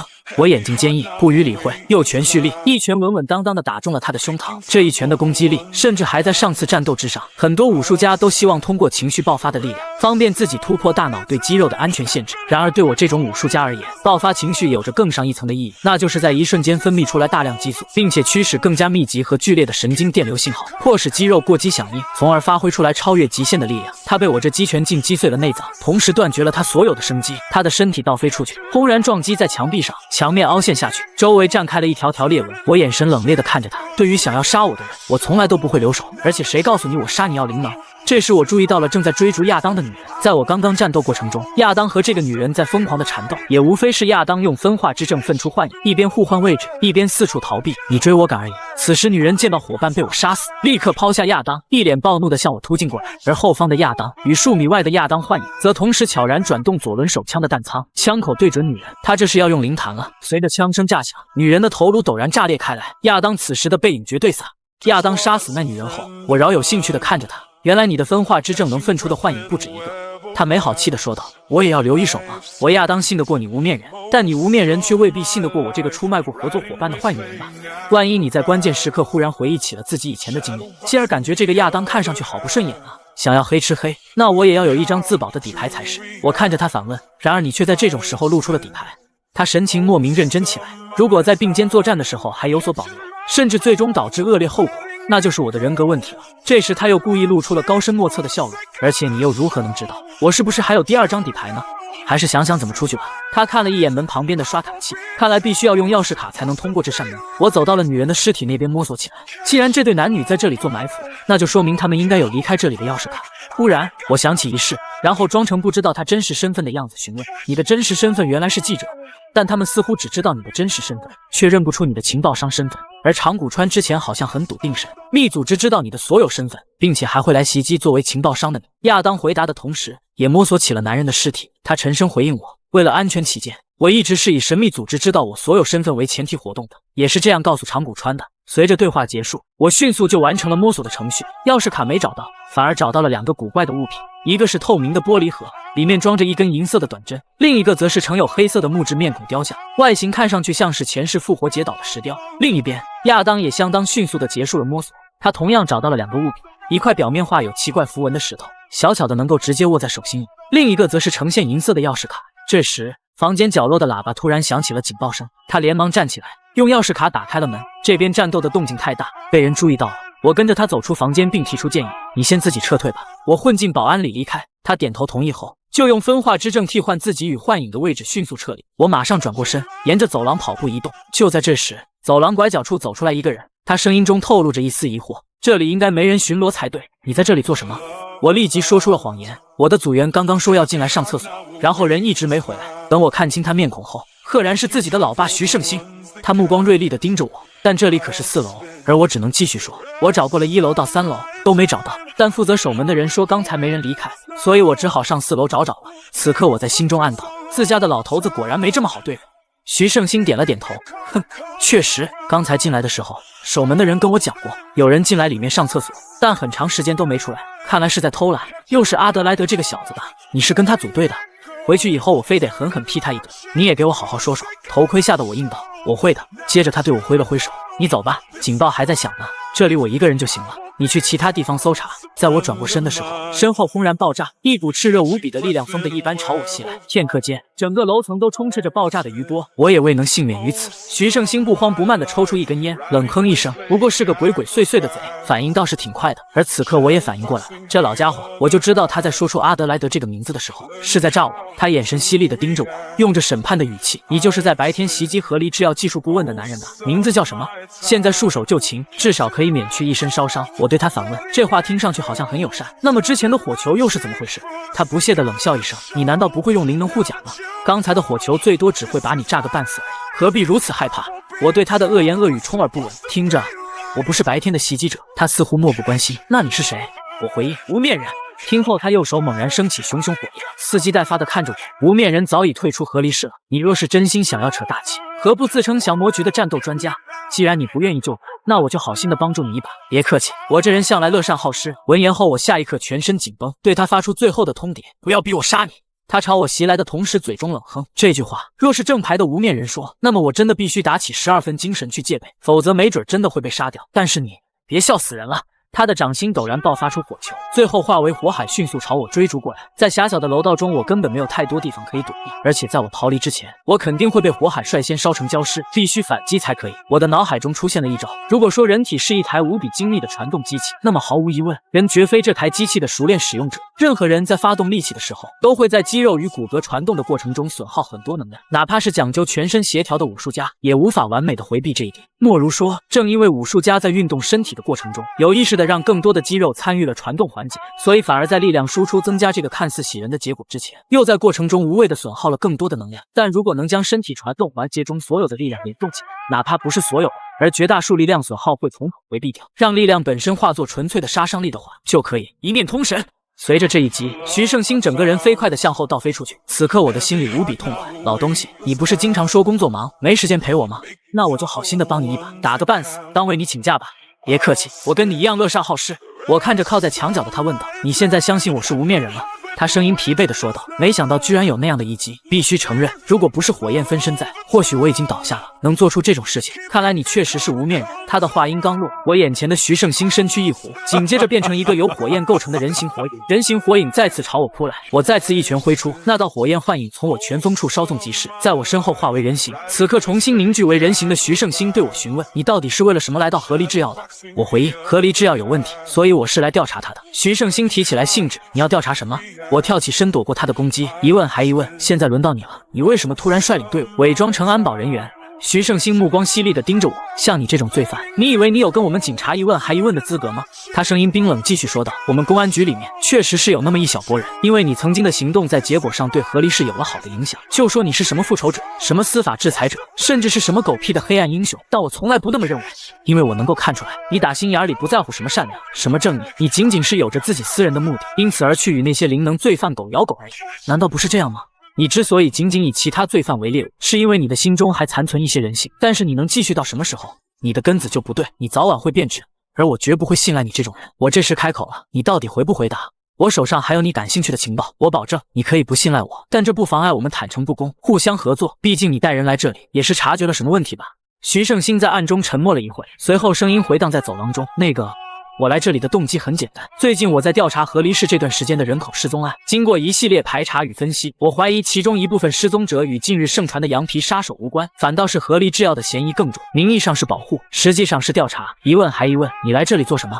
我开口回应，合离制药很可能将失踪的人口全部投入了危险性极高的人体实验之中。这时一阵密集的脚步声在向这里靠近，可能是其他灵能警队队员。我还没开口，徐胜兴率先说道，现在不是交流的时候，你先留下联络方式，到时候我主动联络你。留下联络方式，如果他在家里联络我，然后同居一室的我的手机鸣响，岂不是立刻就穿帮了？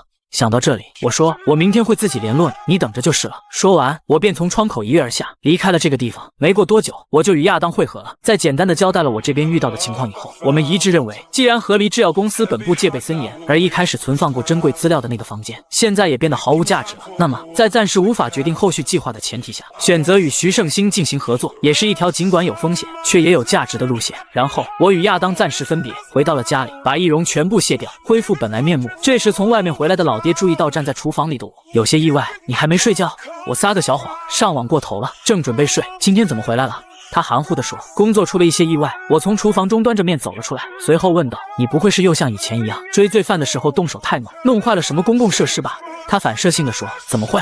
我一边吃着面一边说：“你说谎的时候右手总是握拳。”他下意识地低头看了一眼右手，同时我笑着补了一句：“骗你的。”瞬间他板起脸来：“小孩不要戏弄大人。”随后他站起身，嘴中嘀咕道：“这次也不只是我破坏了建筑，那罪犯也破坏了一部分，结果也被算到我头上，我早晚会把他逮捕的。”而我在一旁大快朵颐地吃着面，同时在心中对他默默加油：“你要努力啊！你想要逮捕的人就坐在你身边，吃你花钱买来的饭菜，住你花钱买的房子，你要好好加油。”第二天早晨，我的老爸今天没急着去上班，据他所说，是因为工作出了一些意外，所以上级给他批了几天假。他似乎觉得自己应该多陪陪家人，所以跟我约定说中午一起去看看新出的电影。我一口答应，然后转身回到卧室，以无面人的身份用工作手机给他发送一条短信，指定了一处地点，要求他前去继续上次未尽的交流。片刻后，我听到卧室的门被敲响，他对我说：“我可能要出去一趟，要不咱们改天再看。”我在门后有些生气回应：“不是说工作暂时终止了吗？”他有些尴尬：“工作出了一些意外。”我叹息一声：“那你早去早回吧。”他似乎相当愧疚：“对不起，下次我肯定会多抽一些时间陪陪你。”在他离开后，我便开始易容换装整理出门。碰面地点是一家人气平平的早点店，他双手环抱在胸前，像个监考老师一样坐在角落，面前放了一碗完全没动的咸豆花。我在他的对面坐了下来。上次与他战斗的时候，我全程都是易容的面貌，因此他一时间没能认出我，反而很客气地说了一句：“这里有人。”我说：“我就是那个人。”他的眼神骤然一变，口吻也从客气变成了讥讽。自己发起的碰面请求，自己本人却迟到了。我不予理会。那么废话不多说，直接进入正题。我希望我们可以共同调查和离制药的案子。他眼神犀利地看着我，他重复了一遍“共同”这个词，然后语气冷冽道：“你就不害怕我突然反手将你们全部带送进监狱里？”我冷笑地看着他：“你不妨尝试一下，但是如果你没能当场得手，后果自负。我听说你虽然早年丧偶，但家里还有2个儿子，弟弟那边在外地上学，而哥哥这边就住在本地吧？那好像是个手脚残疾、单眼失明的少年人，多么可怜！”一想到他说不定会陷入更加可怜的境地，我就倍感同情。他的口吻骤然冰冷下来：“你太让我失望了，无面人。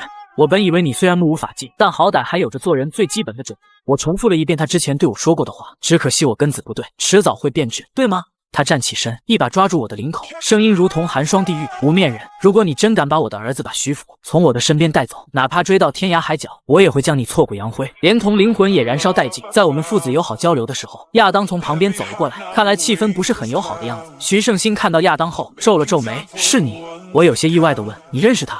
亚当气定神闲地率先开口：“以前我在挑动黑帮内斗的时候，也顺便做过公安局的线人，好让他们在事后入场收尾。”亚当话锋一转：“比起在这发火，我希望您可以尝试用灵媒调查一下受害者的尸体。”徐警官，亚当眼神犀利地逼问徐胜兴。他叹息一声，声音中有些抱怨：“你以为我不想找到那些尸体吗？”我有些诧异：“你们也没找到过那些尸体？”他神情凝重：“所有的尸体都被清理了。初期犯罪一直表现出门外汉的举止，现在他们却显露出了巧妙把握官员心思的能耐，使了一出一石二鸟的计策，既拿羊皮杀手充当替罪羊，又给了本地公安一个完美结案的理由。很可能他们也清楚自己不擅长犯罪活动，正常情况下是早晚逃不过本地警察追查的。”我反问：“那他们应该很擅长与官员打交道？”很显然，你的上级想把所有失踪记录都推到羊皮杀手的身上。他点了一根烟，默然说道：“我可没有那么说。”这时我突然想到，神秘组织居然利用官员换季，直接对你施压草率结案，真是小看他们了。亚当忽然说道：“但是徐警官，您其实还有些事情没讲吧？”徐胜兴面不改色地问：“有些事情是指？”亚当语出惊人：“您与和离制药的老板井上仁太是自高中时期以来的好友，不是吗？”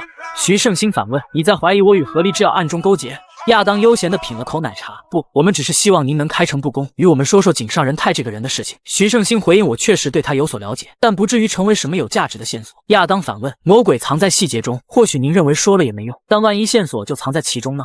他沉思片刻，最后似乎下定了决心。也好，反正不是什么秘密，我就与你们说一说。亚当此时强调，请事无巨细地说，我会一字不漏地记下来。他呼出一口长气，在讲述过去的徐胜兴与井上仁太如何结识以前，必须先就过去的徐胜兴做一个简单的介绍工作。高中时期的徐胜兴，一言蔽之就是个虚构故事主人公一样的人。他自打小学起就自动觉醒了灵能，却一直不敢公之于众。井上仁太凭借着徐胜兴残留下来的蛛丝马迹，推理出了后者是灵能者的事实，却阴差阳错与徐胜兴成为故交。仁太初中的时候，他的母亲暴露了自己外遇的事实，而父亲则不堪其辱，将其残忍杀害，如今正在狱中服刑。据说案发现场遍布血腥，而年幼的仁太则亲眼见证了这一切，以至于仁太一直劝说徐胜兴与徐福母亲林小冉婚姻大可能悲观收场。不胜其烦的徐胜兴甚至说出了，或许有灵能者可以帮你制造出完美伴侣呢。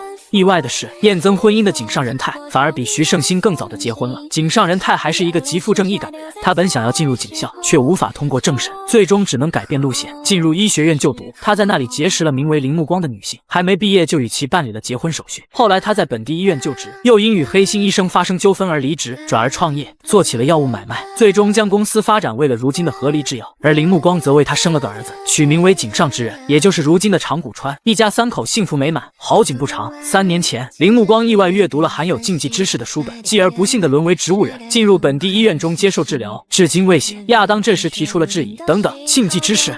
这似乎不对吧？在我们这边的情报中，铃木光是因为交通事故而变成植物人的。徐胜兴说，都是一回事。禁忌知识使得铃木光产生了幻觉，而幻觉又刚好在他驾驶汽车时发作，最终引发了交通事故。至于是什么方面的禁忌知识，我就不得而知了。亚当忽然说道，会不会那是与灵能觉醒药相关的禁忌知识？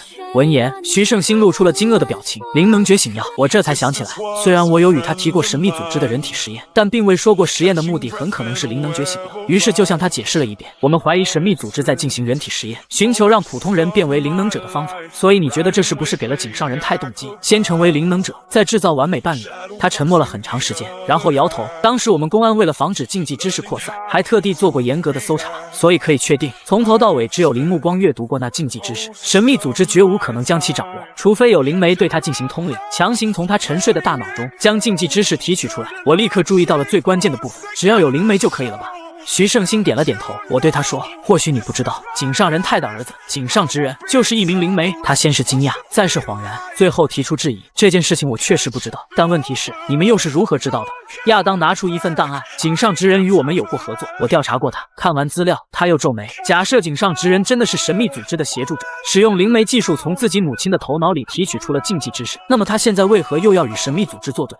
亚当这时突然提出来一个假设，说到底，灵能觉醒药也好，长谷川获取禁忌知识也好，都是你们推测。他这时看向徐胜兴，柔声问道，徐警官，对于验证推测这件事，您应该更专业吧？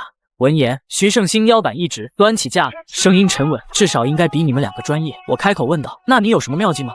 他扫了我一眼，很简单，直接找到井上仁太本人，先把他拿下来再说。他的口吻中毫无对老朋友的温情，开门见山，效率主义，充满了成人世界的冷酷，这点很徐胜兴。听完他的话，我瞥了他一眼，但遗憾的是，这个方法我早已想过，直接抓住合力制药的老板井上仁太，对其施加一系列拷问，逼供出神秘组织的真面目。这条简单粗暴的路线若是能轻易走通，我也不至于跟亚当一起潜入合力制药。问题是，井上仁太行踪成谜，他最近一段时间根本不在公司里，也没人知道他在哪里鬼混。擒贼先擒王的战术根本无处发功。不过听完我的话，徐胜兴却是自信一笑，别小看公安的搜查力，井上仁太这种本地的大人物，行动起来必有踪迹，我们找起来也比你想象中轻松得多。我反问道，这我明白，但你若是直接动用本地公安的搜查网，那么我们事后又要如何秘密拷问他？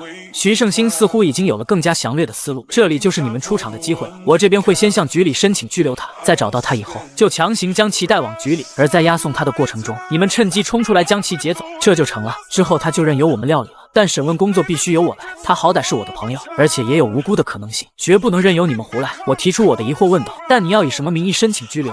无论他在私底下到底做过什么事情，至少表面上是个遵纪守法的企业家，根本没有能让你抓住的破绽。他理直气壮说道，这还不简单，先捏造几个伪证，再诬陷他嫖宿幼女，然后当面跟他说，如果不想落得一身腥，就先回去配合我们进行调查，如果事后证明他是无辜的，那就说我们抓错人了，再到黑色地带那边随便抓个人渣过来，说伪证都是他捏造的，最后随便判个几十年塞进监狱里就是。亚当震惊地问，你这样也算是人民警察吗？他冷哼一声，哼，跟河离市的人渣罪犯们周旋，有时候也需要打一些不讲道理的牌，这自然算按规矩办事。我不由得说了一句：“如果你的儿子知道你是这种按规矩办事的警察，真不知道会有什么反应。”徐胜兴站起身，沉声说道：“我的儿子他永远没机会知道。”我不禁汗颜，可他已经知道了。当确定徐胜兴走远后，亚当才松了一口气。我还是第一次这么近距离的接触特级灵能者，如果他刚才突然动手，我们俩恐怕都要栽在这里吧。我立刻纠正他的话：“不，只有你。”亚当哭笑不得，然后说：“真是不明白，为什么曾经的他会隐瞒自己的力量？当然，道理我懂，但如果是我，肯定会迫不及待地表现出来。”我对他询问：“你也想成为灵能者？”亚当难得地露出了惆怅的口气：“谁不想呢？大家都是一边疏远灵能者，一边向往灵能者。我从小学起就开始向往灵能者了，可随着岁数增加，我也逐渐明白自己没有那种天赋，注定就是一般人。然而，我还是不甘心，因为你看，这个世界上明明有着那么多的精彩，而有些人却能够理所当然地居住在精彩的世界中。我也明白这种人是很少很少的，但有时还是忍不住会去想一想，为什么就不能是我呢？”这句话令我不禁沉默，因为这同样也是我有过的想法。我有时也会想，自己好不容易出生在了有着超自然力量的世界，而这个世界的人们都有着觉醒力量的潜能，哪怕是极其零星的，但为何唯独自己就毫无希望？即使明白道理，也仍然会不甘心，仍然会向往。深有感受的我对他道：“对不起，是我说多了。”他揉了揉脸颊，还是先专心正事吧。也不知道徐警官会不会忽然反水，虽然可能性不高，但万一他打着的是连同我们和神秘组织一网打尽的主。我声音中透露着沉稳，那我们届时就只有合力反击了。亚当默默点头，然后露出笑脸，说：“是我的幻觉吗？最初见面的时候，你对我相当猜忌，现在却好像对我信任有加。如果是作为黑色地带情报商的亚当，我自然无法信赖。”我一边说着，一边拿出工作手机，快速调出电子邮箱里的克洛伊情报，看了一眼他的全名。但如果是作为手电报社记者克洛伊·迪卡普里奥，那么叫我相信一下也无妨。亚当大吃一惊：“什么？原来全都被你知道了？”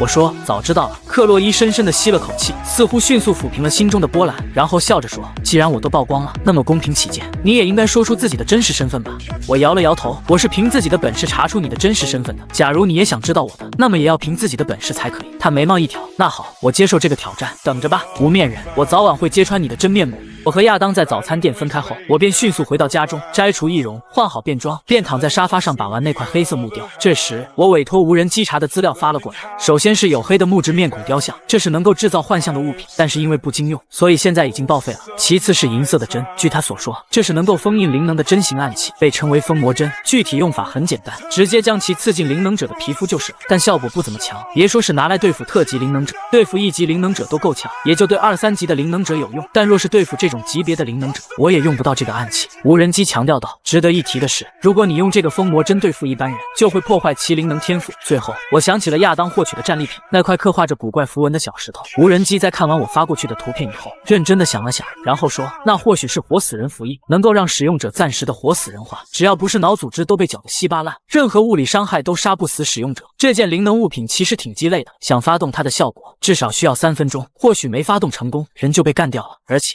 这玩意儿持续时间最多也不超过10分钟，效果结束之后伤势并不会自动恢复，所以该死还得死。”经他这么一说，无论是我的战利品还是亚当的，似乎竟是一些食之无味的鸡肋。果然，这些东西都不能带来实质性的进展，看来只能等等徐胜兴了。时间就这样过去了2天。今天上午，徐胜兴终于调查到了井上仁太的所在地，后者如今正在其他制药公司的制药厂里，据说正在合作研究什么项目。而我和亚当在得知情况以后，则先后与徐胜兴汇合到了一起。中午，在一处僻静无人的小树林里，徐胜兴将2件戴头盔的警察制服丢给了我们。换上这个后，你倒是像个模样。我看了他一眼，既然像警员，不如再给我个破片手雷如何？我记得你们警察正式参与战斗任务的时候，除去手枪，还会带上那东西的吧？随即他居然真的丢过来一枚没开保险的破片手雷，仅限于对灵能者和你这种怪物的时候。我非常意外地问，居然真的给我？他姿态冷淡地瞥了我一眼，是个哑蛋，修都修不好，跟玩具也没两样了。我就知道你会所以专门带了个过来，以资嘲笑。我对此不以为然，那还真是多谢你了。在我说话的同时，克洛伊也换好衣服过来汇合了。徐警官，你让我们换这身衣服，是想让我们在将井上仁太从押送中劫走以前，先伪装成混入警察队伍里的假警察吗？徐胜兴回应，是有这个打算，那也用不着你们劫走他，我直接将他押进局里就行。但是如果他在与我对峙的时候就暴露出自己是真凶的事实，亚当听到我们的对话，在旁边插了一句话，他总不至于犯下那种错误吧？这可由不得他。说着，徐胜兴撩起袖口，露出手腕，只见他的手腕上佩戴着一件古色古香的手串，这是我昨天向局里申请来的灵能物品，有着侦测谎言的效果。如果周围有人在说谎，物品本身就会自动加热到45度以上，让佩戴者知晓，并且与传统的测谎仪截然不同。这种灵能物品在针对一般人的时候，能够发挥出100%的测谎效果，不是接近100%，就是100%。说着，他突然的看向了我，尽管只是投来视线而已。而已，却让人感觉像是野人拿起长矛突然刺向小溪里的鱼。这种有准备的突然的印象，徐胜兴目光深邃地盯着我。无面人，你现在的年纪是18岁对吗？我心中一紧，但表面功夫依然没有破功，面不改色地回答：不，加起来大约有42岁了。他低头看了看这件手串，眉头又皱到了一起，看来手串是没反应。大家猜猜无面人有没有撒谎？我将答案留在了评论区。闻言，亚当笑道：无面人怎么可能是18岁呢？若真如此，那他岂不是从15岁开始就在以一般人的身体猎杀灵能罪犯了？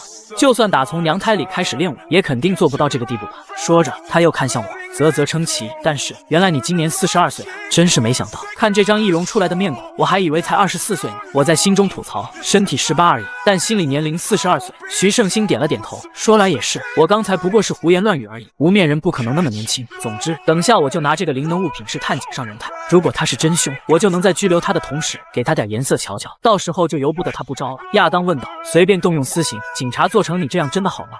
你儿子知不知道你在外面是这样工作的？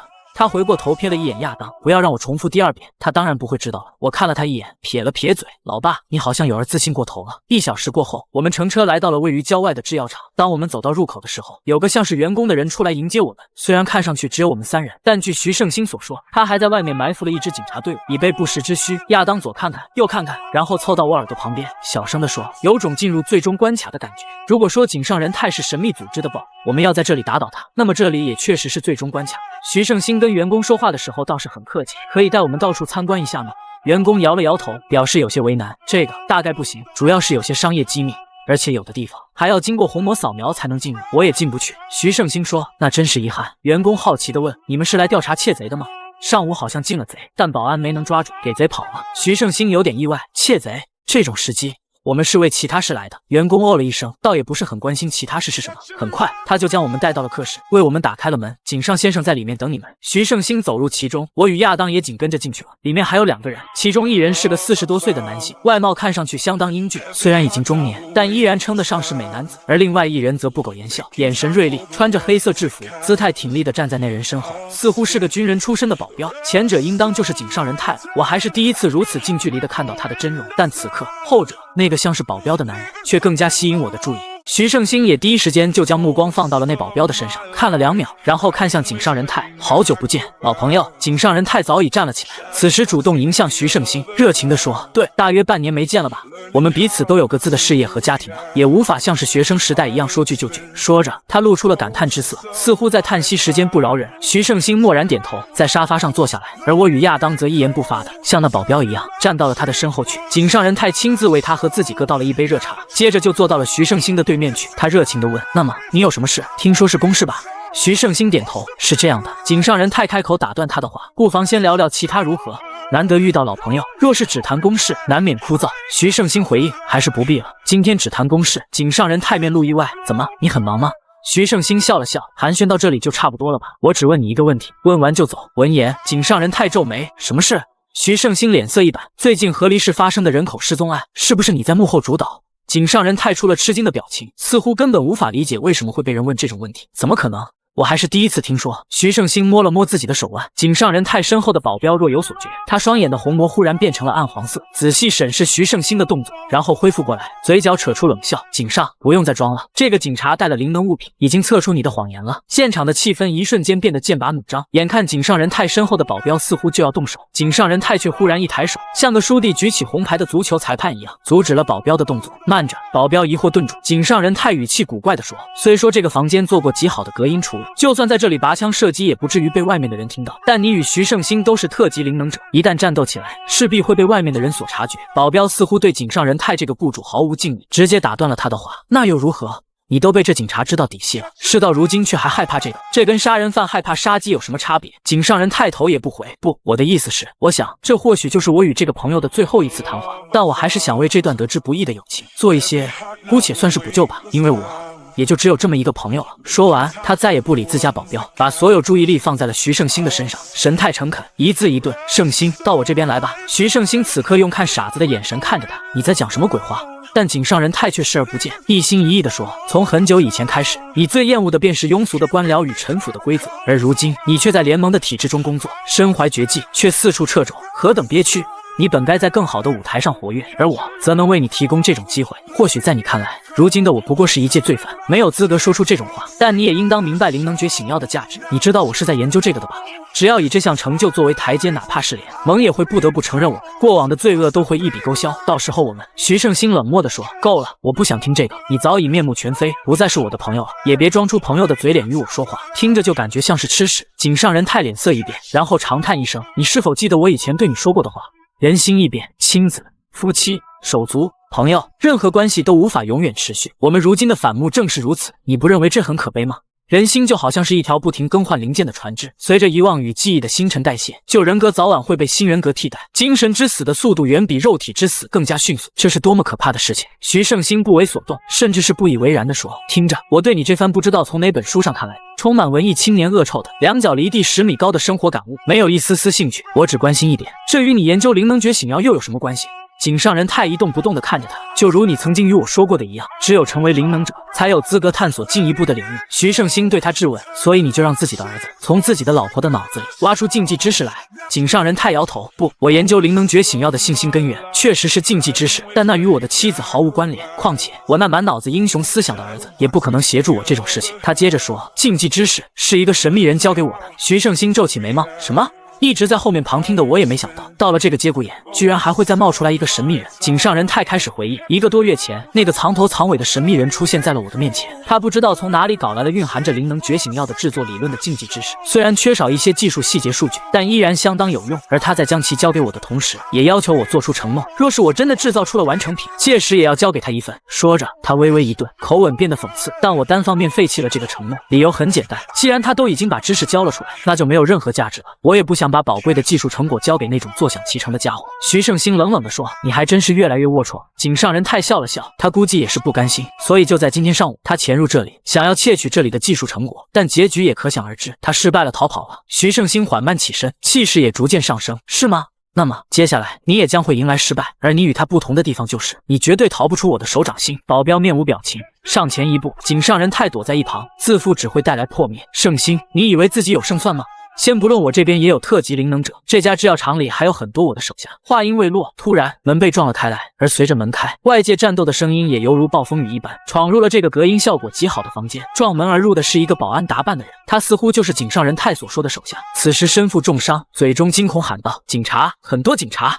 徐胜兴笑了笑：“我就没有很多手下吗？”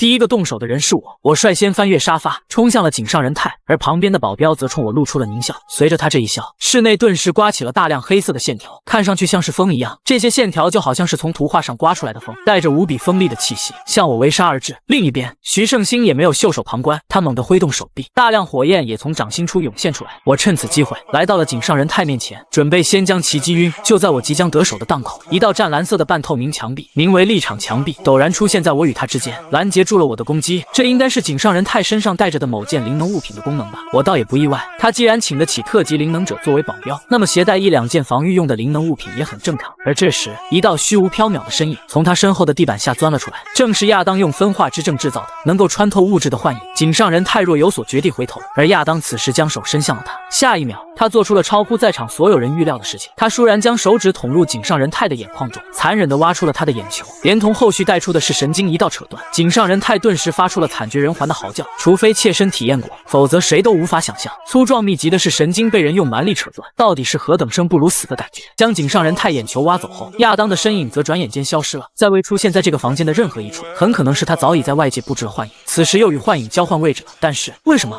我一时间无法理解这一幕。而随着井上太的惨叫声，我与他之间的立场墙壁忽然像被人拿棍子快速搅乱的水面一样，无规律的波动起来。这个兆头相当危险，我立即后退出了数米。果不其然，下一秒，立场墙壁爆炸了，暴风与在场的黑风和火焰搅成一团，使得场面无比混乱。隔着弥漫在房间内部的烟尘，我隐约看到井上人太拖着伤痕累累的身体，连滚带爬的离开了这个房间。我不假思索的追了上去，却在这时，保镖猛地从侧面杀了出来，一记裹挟着黑风的手刀捅了过来。明明是人的手掌，却有一种古代工程锤一般无坚不摧的恐怖势头。这种关键时刻，我根本没时间陪这个家伙纠缠，我避开了他的攻击，同时左腿向他身上一踏，借助这股力向前冲去。留在原地的他似乎无法理解，不用灵能也能有如此恐怖的威势，你到底是什么人？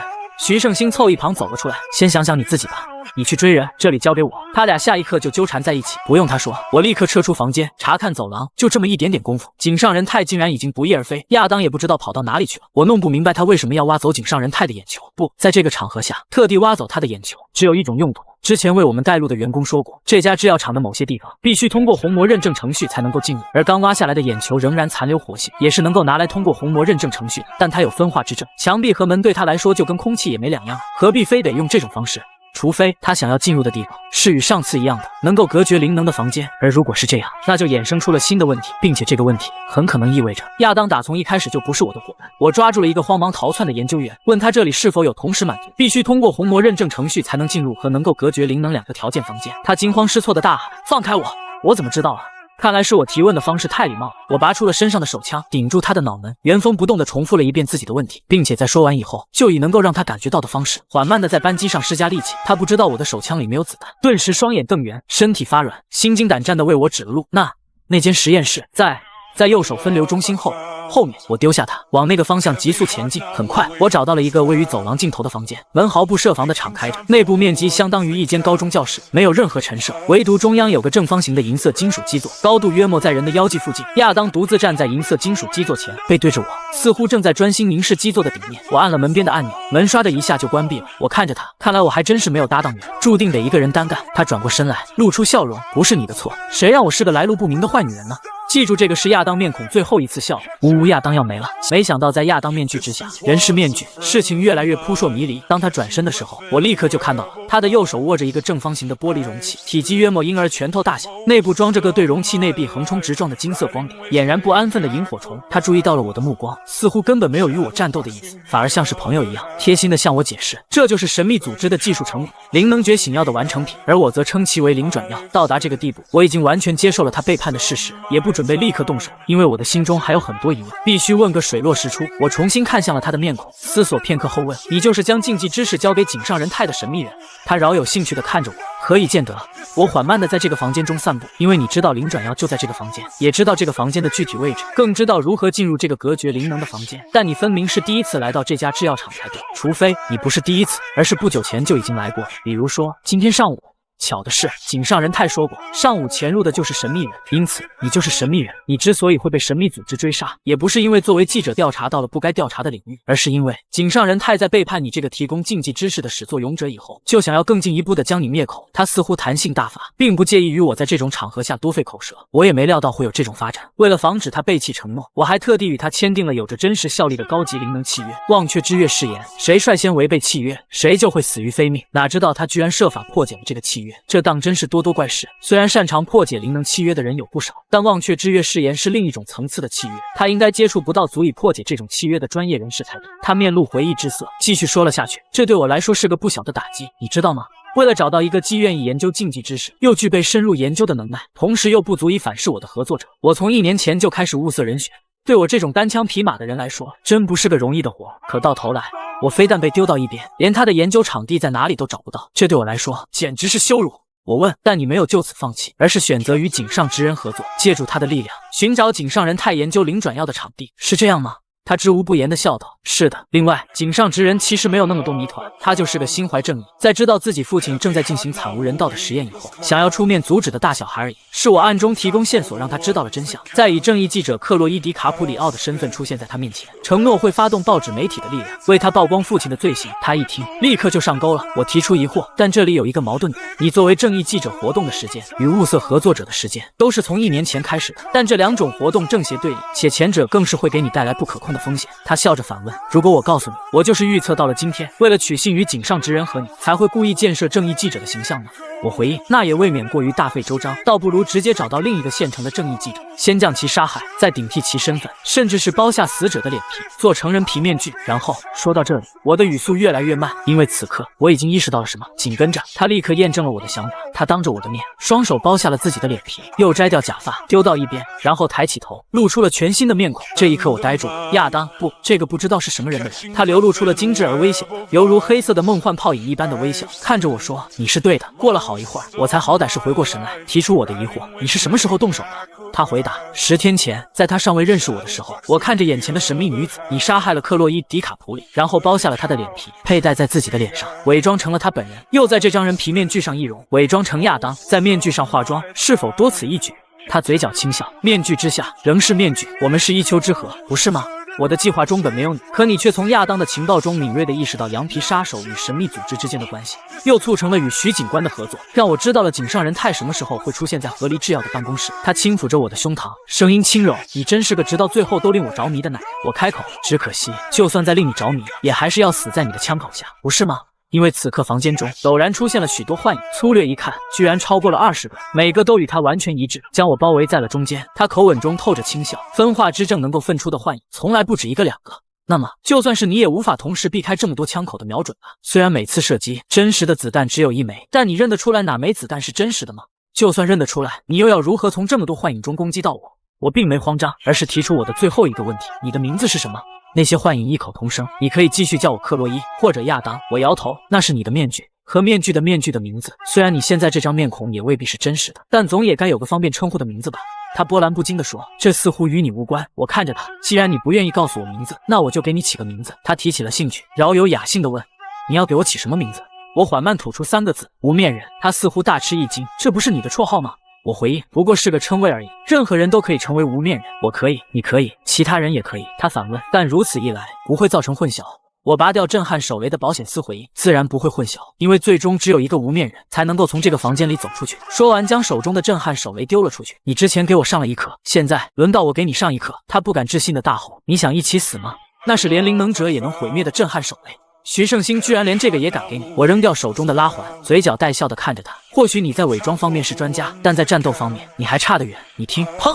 他一定也明白，当这枚破片手雷爆炸的时候，其他幻影的动作要么没用，要么来不及，唯独藏入在场唯一的掩体金属基座的后面，才能够幸免于难。换而言之，藏在金属基座后面的必然是他的本体。当我的拳头打中他的那一刻，我确实感到他的生机全部断绝了。随着他生机消散，那些由分化之症虚构的幻影也溃散开来。我向外走出，嘴中说道：“这就是我教给你的一课。还有，徐胜兴自然不会给我一枚真的震撼手雷，那不过是一颗哑弹。”我话音刚落，那神秘女人的尸体转眼间就消失不见了。我望着被打开的大门，有些惊愕。距离无面人事件已经过去了1周，我做了个奇妙的梦，梦中的我置身于一片纯粹黑暗的空间中，尽管没有任何光照，却能够不可思议地看清自己的身体，同时双脚也的确踩着相当平整的地面，只是地面似乎也被涂成了与这片空间相同的黑暗。极目远眺，黑暗的空间向四面八方无限延伸，而怪异的是，我左手边5米外立着一扇门，仅仅是门板放在这里，而没有与任何建筑物连接在一起。门板是木质的，深棕色的，有着灰色的 L 门把手。我推门而入，紧接着我摔入另一个漆黑的世界。与众不同的是，下方似乎有亮光。这时，羊皮杀手、美少女亚当、黄衣教主，我所经历的一幕幕回忆开始被抽离出来。终于，我接近了那道光源，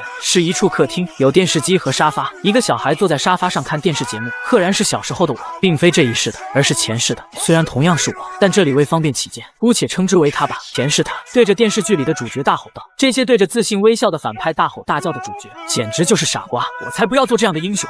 这时，在我身后的门突然打开，我推开后，没入我视线的是一间教室，是我前世初中时的教室。学生们零零散散在教室中嬉戏，而前世的我坐在最后一排，低着头，似乎在写什么东西。我走过去一看，原来是一幅插画，插画上的人穿着黑色斗篷，佩戴短喙鸟嘴面具，右手拎着一根拐杖，像是个穿着奇装异服的连环杀人犯。我一边看着，一边想到，对，几年前的我之所以会选择短喙鸟嘴面具，就是因为在前世幻想过这样的自己。世界再次暗了下来，等再次亮起的时候，穿越到另一片空间，是我工作的杂志社编辑部。前世的他看着世间的极恶愤怒不语，可前世那个世界没有超自然力量，只能叹息幻想。砰的一声响起，我看到24岁的他身中数枪，倒在地上。在不远处，一伙犯罪团伙正在慌忙撤离。随着他的死亡，整个世界再次暗淡下来。突然一道光照向我，我又穿越到今生年轻时的一家酒馆。我环视周围，在我旁边发现了前任搭档，他举起酒杯对我问道：“你说，要是我们其中一人的家人被绑架了，幕后黑手制造了除非我们自相残杀，否则就杀家人的情况，该怎么办？”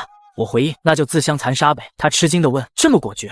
我冷漠回应：“就该这么果决，不可以当断不断，不可以牵肠挂肚，找到机会就砍掉对方的头颅，然后活下来的人为死去的人报仇雪恨。”这时，另外一道声音从旁插入：“真是个铁石心肠的男人。”回头看去，插话的人赫然是个黑色头发的、有着精致面孔的少女。她笑着打招呼：“你好，无面人。”我走到她身旁，对她说道：“你已经死了。”她没有生气，而是说道：“但是你也没能找到我的尸体，不是吗？”我瞥了他一眼，我死人符印救不了你。他露出微笑，然而只要找不到我的尸体，你就无法彻底放心。我搁置了这个问题，然后问：既然你不叫无面人，我又该如何称呼你？他说：姑且称之为无面之影，如何？成不了人，就只好为你。突然，我俩的身躯开始模糊起来，是时候该醒来了。有缘再见吧。在最后一刻，我对他问了一句：你就这么不甘平凡？他回应：当然。当我醒来以后，我听到工作手机的来电铃声正在耳畔吵闹。我在床上翻过身，将手机拿过来看了一眼，来电显示是个陌生号码。接通以后，我问：是谁？是我，长谷川。当我重新见到长谷川的时候，他正坐在快餐店的角落。此刻的他眼神清澈，看来他已经摆脱了疯狂。他向我问道：我最近花了不少时间调整自己的状态，想要联络亚当，却怎么都联络不上。你知道他在哪里吗？我看着他反问：你还不知道吗？提供禁忌知识给合力制药的神秘人就是他。他流露出了震惊的神色，过了很长时间才好歹接受了现实。我是万万没想到，原来亚当才是始作俑者，只可惜他最后还是拿走了灵能觉醒的。我抽出一根牙签，这你大可以放心，他成不了灵能者。他愕然：为什么？我回应：你知道封魔针吗？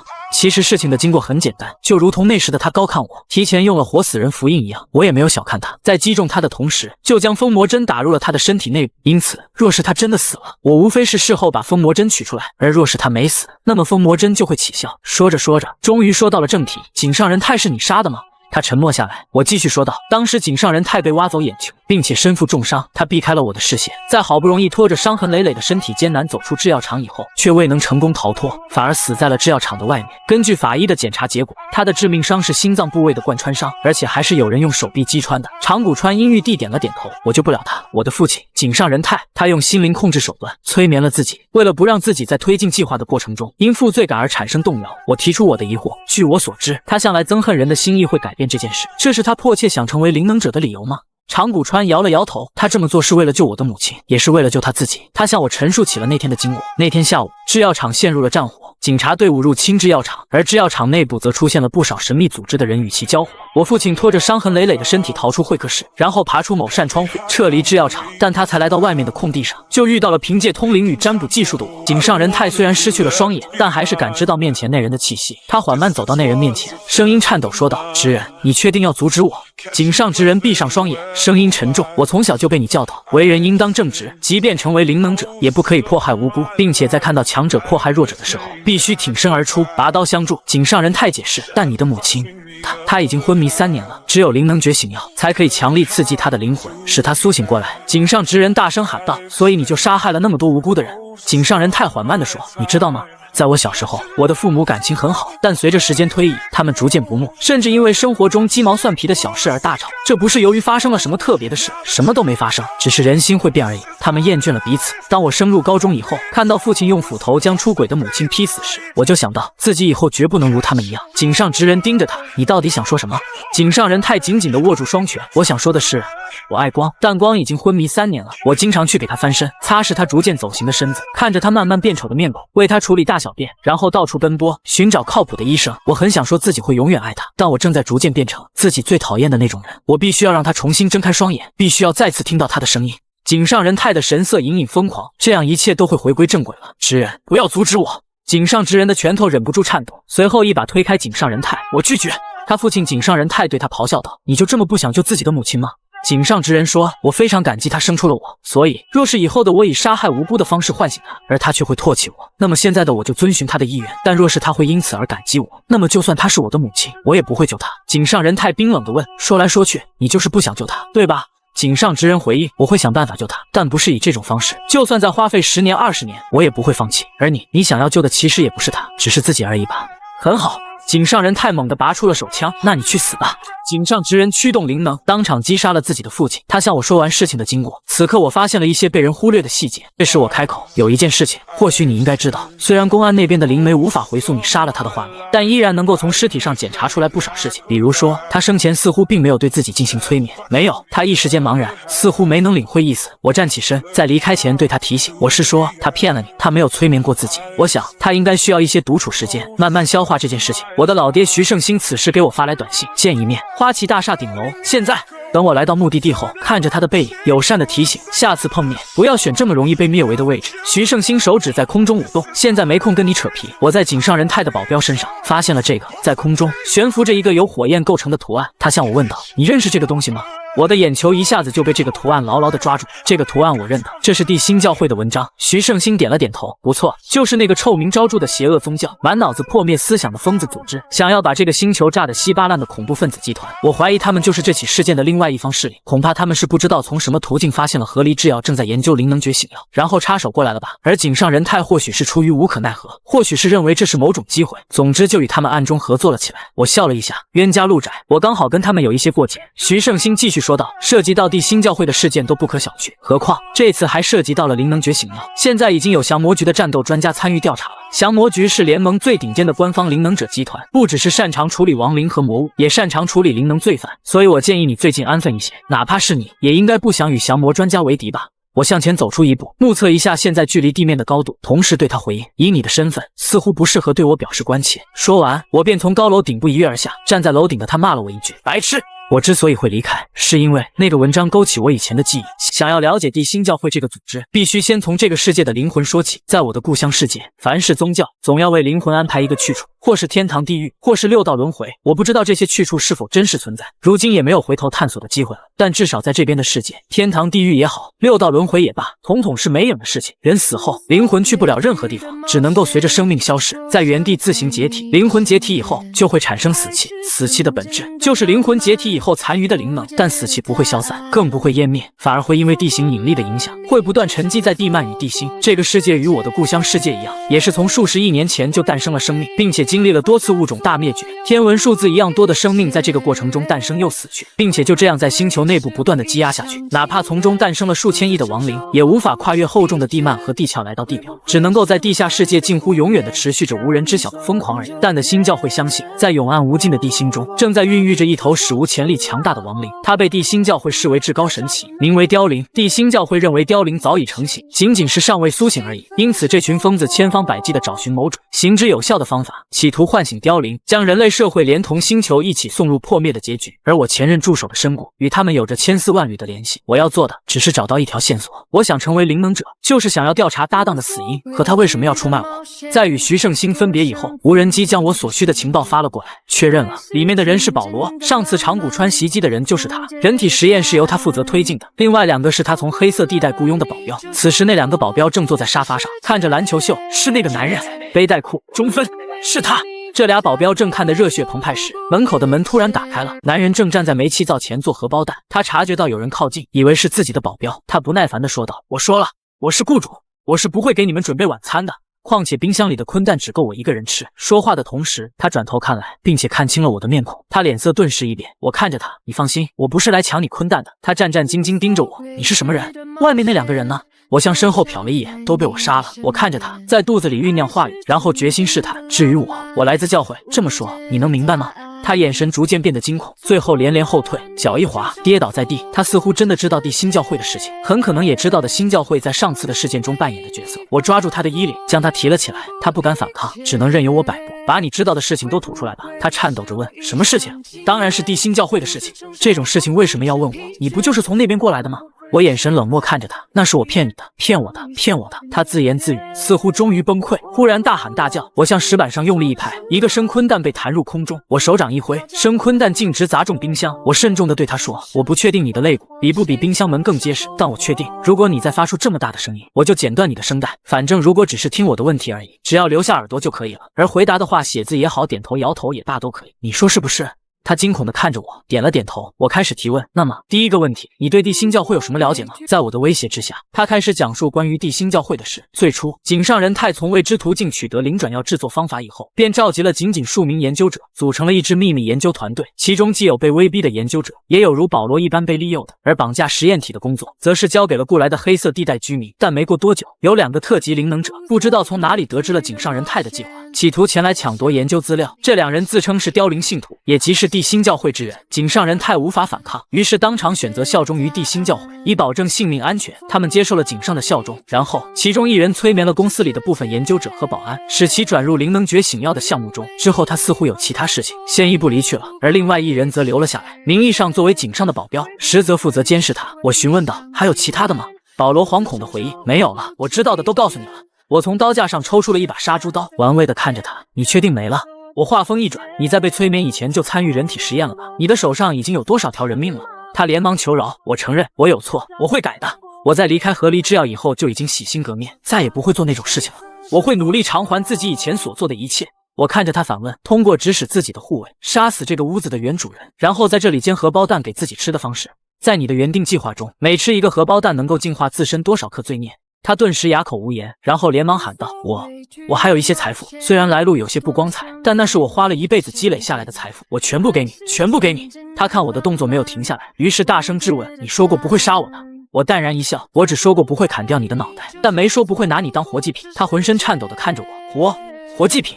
我快速地挥动刀刃，先是割断他的声带，再切断了他手脚的关键肌肉，甚至无法惨叫和挣扎，只能够无力地流露出恐惧的神色，一边痛苦地抽搐着，一边被我拖向客厅。我不是个好人，你瞧，我挖出这个男人的眼球，割断他的声带，摧毁他的听力，挖空他的鼻腔，最后剪掉他的舌头。我自认为我不是善人，但我也绝非什么好货色。此刻他只剩下唯一的感官——触觉，但这唯一的器官也只会为他传输疼痛。这就是我的活祭品。没错，我又要跟异宇宙的神交易。我蹲在他的身旁，继续摧残他仅存的意志。对了，其实我不知道你杀死了这个屋子的原主人，你刚才应该立刻否认的，或者哪怕承认，也可以把过错推卸给自己的2个护卫，这样我或许会有一点点相信，或者说怀疑你真的在洗心革面。闻言，保罗当场想站起身，抽自己2个大嘴巴子。片刻后，我用自己的鲜血绘画了血祭仪式阵纹的绘制工作。这还没完，我又拿出了镇灵之笔，在血祭仪式的地板外画了3重隔绝灵性波动的仪式阵纹。因为此刻的我不希望这次再像之前一样，搞出个长谷川一样的疯子。前后弄了好一会儿，又增添了一些准备工作。我站到外面，默默地审视保罗起来。你以前不是很喜欢做人体实验吗？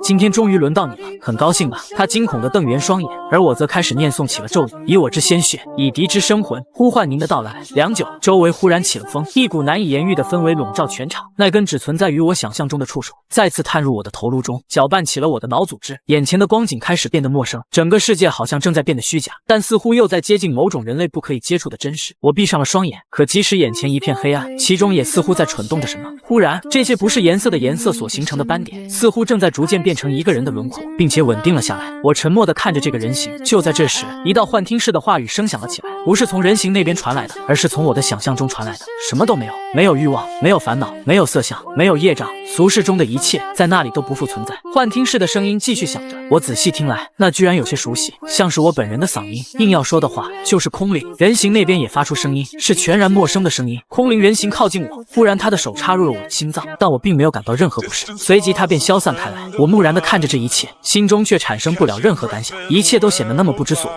我检查起了自己的身体，看看这次又获得了什么东西。不会有错，我的体内确实多出了一股能量，虽然无法用肉眼直接看到，而且能量这种东西也不应具备色彩和质感，但我感觉这股能量是褐色的。这股能量与我本身的血液一起流窜在血管之中，这种奇妙的印象其实没有任何根据，而我也不至于拆开自己的身体去实际检阅，但我就是这么感觉的。这股能量寄宿在我的体内，我猜测到这该不会是灵能吧。我忍不住这么怀疑，但据我所知，没有任何灵能会给人以这种感觉。归根结底，灵能也不是寄宿于身体中，而是存在于灵魂中的。难不成是哈斯塔看我练习武术多年，让我觉醒了所谓的内力？但好像也不是这样。我尝试用意念调动这股能量，然而没用。这股能量在这方面与真正的血液一样，不会听从我的意念调遣。我行我素地流淌着，我又站起来，试着打拳、踢腿，也没见自己的速度与力气有所增幅。甚至哪怕我故意以剧烈运动来加快心跳速度，让血液也跟着加速流动，也没感觉这股能量的运行速度有所变化。看来它也并非真的在跟我的血液一起流淌。那么这股能量到底应该如何运用，又能够拿来做什么？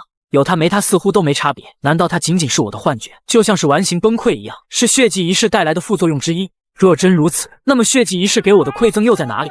站在这里想这想那也没用，我决定先从给这股能量起个名字开始。既然它给我血液一样的印象，又是随着血祭仪式而出现的，那么方便起见，就姑且称之为血之力吧。虽然如今暂时无法判断血之力的具体真相，但来日方长，是真实还是幻觉，又该如何运用，总能够探索出来的。这时无人机给我打来电话，你1周前尾托我调查的退转药，我也帮你调查过了，跟你料想的一样，管制的很厉害，黑市上找不到。他所说的退转药与灵转药不一样，是一种降低灵感的药物，对灵能者来说，这相当于毒药，但对我来说却有着非同一般的作用。如果我在使用血祭仪式的时候服用退转药，大幅度降低自己的灵感，那么就能够对血祭仪式的副作用产生更加强大的免疫力。换而言之，我到时候能够血祭灵能者。我一时间走神没有说话，无人机声音从电话里面传来：喂，你有在听我讲话吗？我沉吟，不好意思，我想我可能知道一个懂得配置退转药的人选，或许你可以帮我调查一下。他忍不住大喊：我靠，你早说！我对他解释，事实上我只知道他的暂居地、他的绰号以及他会配置退转药，就这3点而已。无人机问道：所以他的绰号是什么？我一边回忆，一边报出了那个人的绰号：都灵医生。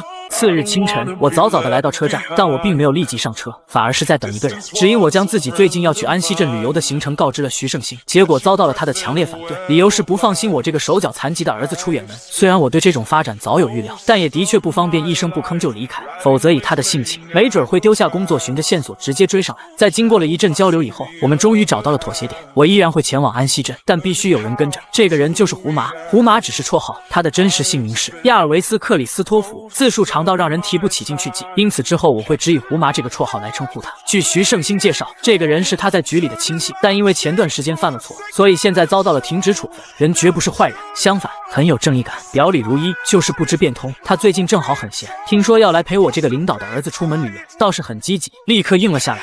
只不过我感觉自己好像在哪里见过他，就连他那串长长的名字，我也似乎在哪里看过一眼。他的外表很是英俊，头发是亚麻色，头顶上长着一对与头发同色的犬耳，是个比较少见的亚人。我问起了他被停职处分的理由，他有些不好意思。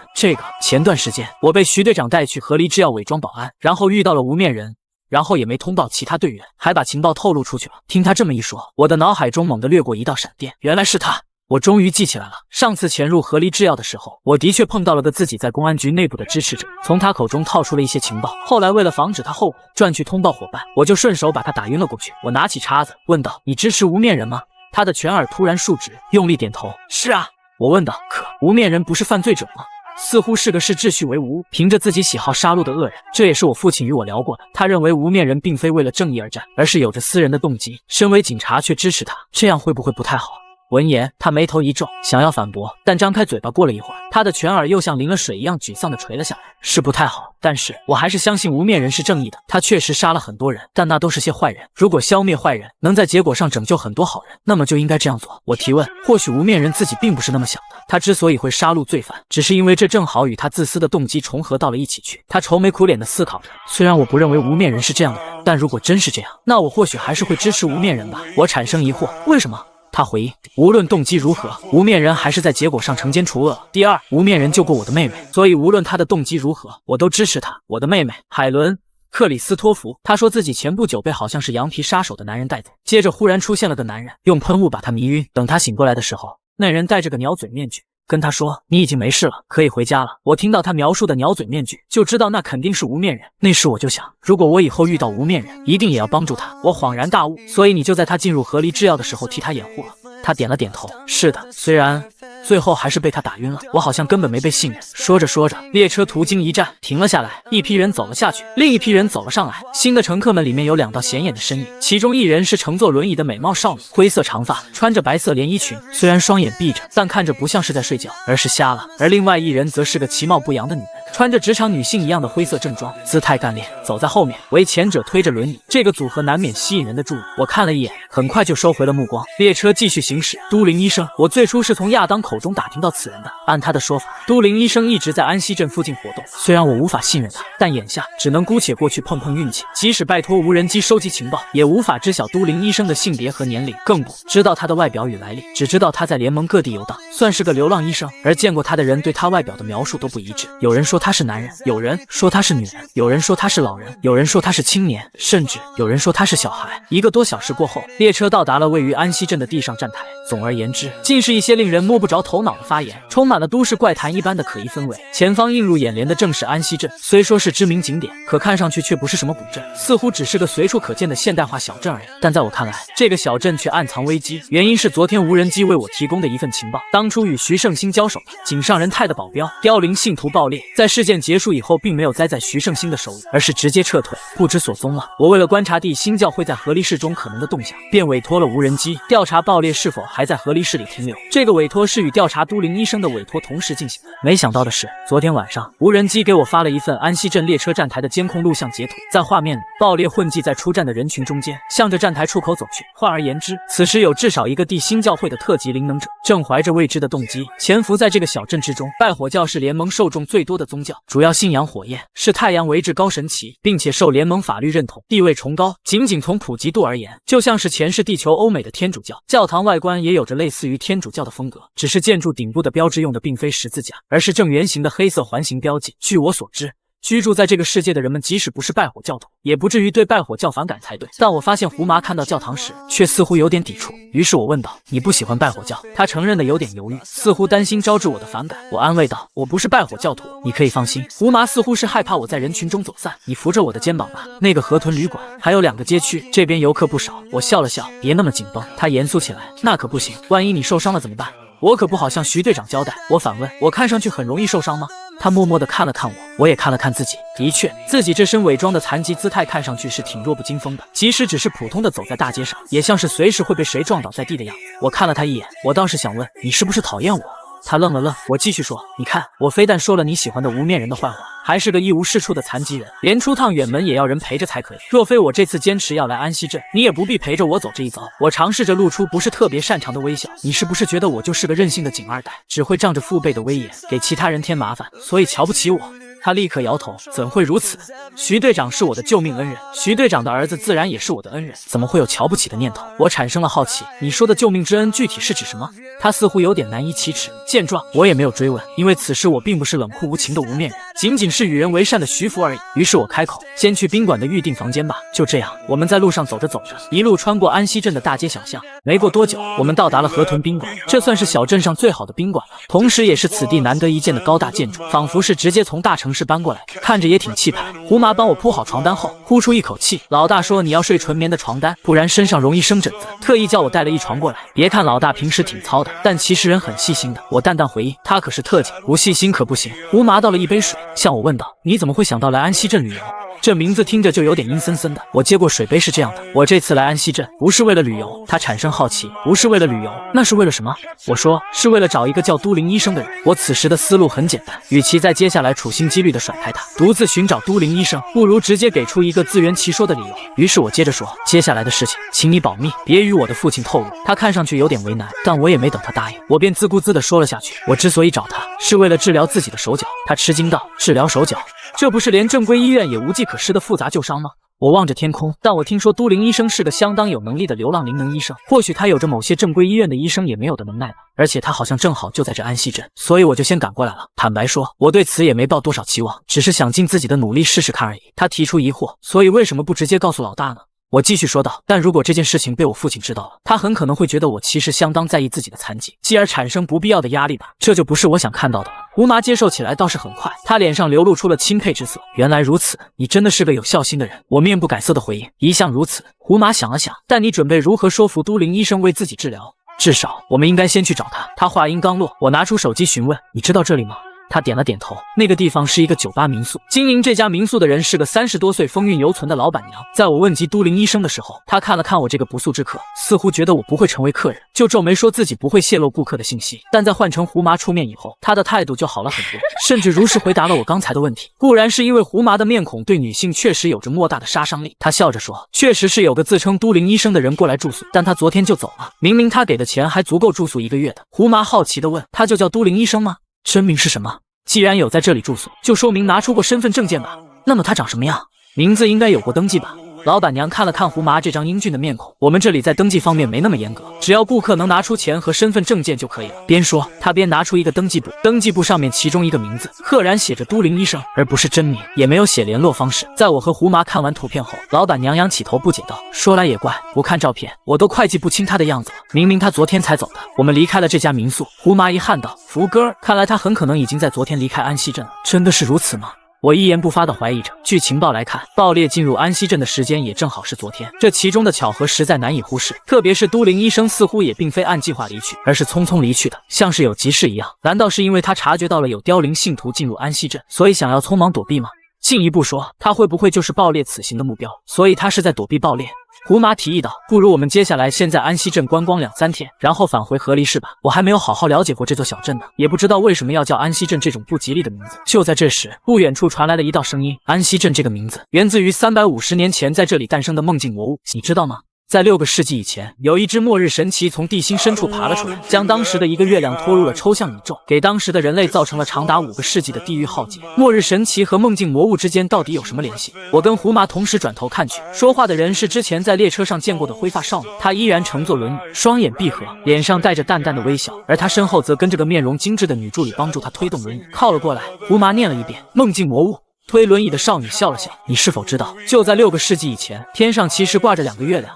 胡麻坦率点头，这我当然是知道的。6个世纪以前，一头来自于地幔的强大亡灵，不知何故来到了地表，后来将其中一个月球拖入了抽象宇宙。轮椅少女缓慢地说：“被拖入抽象宇宙的月球，如今被称为忘却之月，而做出这等事情的亡灵，则被称为末日神奇。它为地表带来了长达5个世纪的地狱浩劫，文明社会也为之分崩离析。”胡麻提出疑问：“这又与梦境魔物和安溪镇又有什么关系？”这个我倒是事先查过，便转头对胡麻解释了起来。6个世纪以前，由于末日神奇的现世，大量死气从星球内部爆发至地表，地表瞬间沦为地狱。这里所说的地狱，并不是指像地狱一样这种修辞手法，就是地狱。而当时的安溪镇则相当幸运，正好坐落在灾害程度极低的地区。但饶是如此，也有大量亡灵冲击小镇，即使有个强大到一塌糊涂的灵能者坐镇此地，也依然无法避免大量伤亡。更糟糕的是，这个强大灵能者本身也有问题，他对于如此悲惨的现实深深绝望，继而萌生了希望逃到梦境里去的强烈念头。他自然明白这种念头不可取，但他的灵能不明白，灵能只会忠实的响应灵能者的想象力。胡麻恍然道：“所以他的灵能形成了幸福的梦境，然后把他自己强行带进去了。”我继续说道：“不，恰恰相反，他的灵能被外界的死气所侵蚀，最终将他自己改造成了一片游荡在大地之上的噩梦。这不是形容，他就是沦为了字面意义上的噩梦，他就是梦境魔物。”轮椅少女接过了我的叙述，表情显得怜悯。她日日夜夜都在重复着与现实一致的悲惨梦境，同时还会将自己遇到的人带入其中。哪怕如今的人类已经从地狱浩劫中走了出来，重建文明社会，但她也依然只能在噩梦中重演地狱浩劫，一遍又一遍，永世不得解脱。胡麻脸色僵硬地问：“那他如今在哪里？”我用手杖拄了拄地面，就在这里。安息在我们的脚底下，所以安息镇就是他的居所。在地狱浩劫的时代，幸福这个词语比任何事物都要遥远。或许正因为如此，那个作为梦境魔物前身的灵能者才会产生前往梦境去寻找的念头。他很可能也抗拒过这个念头，但越是抗拒，就越是容易在精神世界中勾勒出这个念头的外形。拿出相反的念头去对抗本来的念头，只是适得其反，只会让本来的念头在精神世界中变得更加清楚，因此也越是容易被灵能所响应。轮椅少女缓慢道：“有时灵能亦会反噬其主。”我抬起头看向她，正是如此，成为灵能者也未必是好事。闻言，胡麻像是想起了什么，脸色微微变化，然后他摇摇头，低头看看地面，又问：“梦境魔物就在我们的脚底下，也就是说，它被封印了？”我对他点了点头。轮椅少女接着说道：“这是大约1个世纪前，联盟创立不久后，有一些擅长封印的强大灵能者所联手布置的封印。”说到这里，他笑了笑：“现在吗？这里则作为热门的旅游景点，促进本地经济蓬勃发展。”胡麻不可思议地问：“这种鬼地方也能作为旅游景点？”轮椅少女的话语仿佛有着某种韵律，能够让听者放松心思，把全身心都托付给她。但这反而让我更加提起戒心。不如说，正因为如此，才能变成旅游景点。对于资本家来说，没有什么是不能拿来赚钱的，当地人因此而发财，观光客们尽兴而归，封印也很安全，大家都满意。事到如今，若是倒行逆施，那反而才会遭遇许多阻力。胡麻忍不住嘀咕：“真是太奇怪了。”我一边问，一边审视这两人。这么说来，你们也是来观光的？一开始我还以为轮椅少女仅仅是无法站立加双眼失明而已，但看了一会儿，才注意到她似乎只有头部可以自由活动，而她身后沉默寡言的女青年也很古怪，看起来相当平凡，但仔细看来，似乎不像是人类。轮椅少女语出惊人：“不，我们是来找都灵医生的。”胡麻吃惊道：“你们也是？”轮椅少女重复了一遍：“也是。”我接过话头，事实上我是来找都灵医生治疗我的手脚的，而他则是我的同行者。轮椅少女微笑道：真巧，我也一样。自某次事故以来，我就只能乘坐轮椅出行。听说都灵医生擅长治疗残疾，便慕名而来。胡马指了指身后不远处的旅馆，哎，我们刚从里边出来，老板说都灵医生昨天就走了。他表情显得有些遗憾。是吗？看来我们落空了。然后他安慰起了自己，似乎也是在安慰我们。不过那本来就是个形迹可疑的医生，说不定我们在这里逛几天就能遇到他呢。胡麻说，都灵医生应该已经离开了安溪镇。轮椅少女摇头，这可未必，我想他或许还在小镇里。胡麻有些好奇，为什么？轮椅少女神秘的笑了，直觉。然后她转头看，像我都是病友，不如趁机做一回真正的观光客，一起到镇上转转。我果断拒绝，虽然我本来也想这么提，以多多观察这两人，但既然是由他主动提出，那我反而要拒绝。然后我转头对胡麻说，我们走吧。胡麻看上去有点异动，但见我拒绝，也就跟了我的决定。等我跟胡麻回到旅馆后，他对于晚餐感慨道，晚饭的红烧牛肉真的好吃，不知道明天是不是还有。福哥，你说梦境魔物的封印是不是真的安全？别咱们睡着。他忽然冒出来。我转过头对他说，安溪镇已经平静了100年，当然不会了。午夜时分，天空中的月亮忽然抖动一下，我醒了，一言不发地坐了起来，观察周围。在我将电灯打开后，我发现床铺上空无一人，胡麻不知道跑到了哪里去，被子和床单都显得相当凌乱。我从床上下来，走到放在客房角落的试衣镜前，查看自己的身体。这一看，我的头脑像是倏然遭到了电击，镜面中映照出来的并不是我习以为常的身体，却也不是其他人的身体，而是理应只存于前世，身为杂志社文字编辑，误入罪犯交易现场，最终被枪杀的24岁的我的身体。我重新整理起了自己的思绪，冷静，这里是梦境，人在梦境中呈现出来的姿态与真实世界的姿态哪怕有所不同也很正常。问题不是我为什么会变成这种姿态，而是我为什么会被拖入其他人的梦境里来。是因为我正好在河豚宾馆里做了梦，并且正好有个对我居心叵测的梦境术士，然后正好抓住了我做梦的机会，把我的梦境接入了其他人的梦境。这个可能性也太低了，不如考虑另外一个可能性。安溪镇的封印出现了问题，梦境魔物的力量来到了外界，并且正好把我拖入了梦境里面。不，这个可能性也很低。虽然如果是有着恐怖梦境力量的魔物，确实有可能在我不做梦的前提下把我拖入梦境，但是安溪镇的封印正常运行了100年，怎么可能正好在今天出现问题？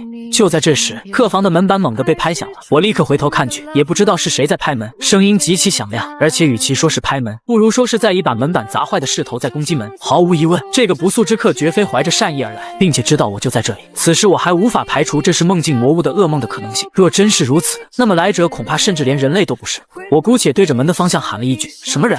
听到我的声音，来者一言不发，砸门的势头更加猛烈了。2秒后，门板陡然被撞开，一个血迹斑斑的活死人跌跌撞撞地闯进了客房里。在停止了前进的势头以后，他左右巡视一圈，旋即便将目光锁定到了我的身体上。他的停顿仅有1秒钟，紧接着他立刻向我扑了过来，试图撕咬我的血肉。虽然来势凶猛，但他的动作却过于直线。我很简单地避开了他的扑击，但我的身体还是不幸地被他抓上。明明按我的速度不可能会被抓到的，难道是我的身体状态被重置到了前世的状态？无论是力量、速度，甚至连一身格斗技巧都被遗忘了。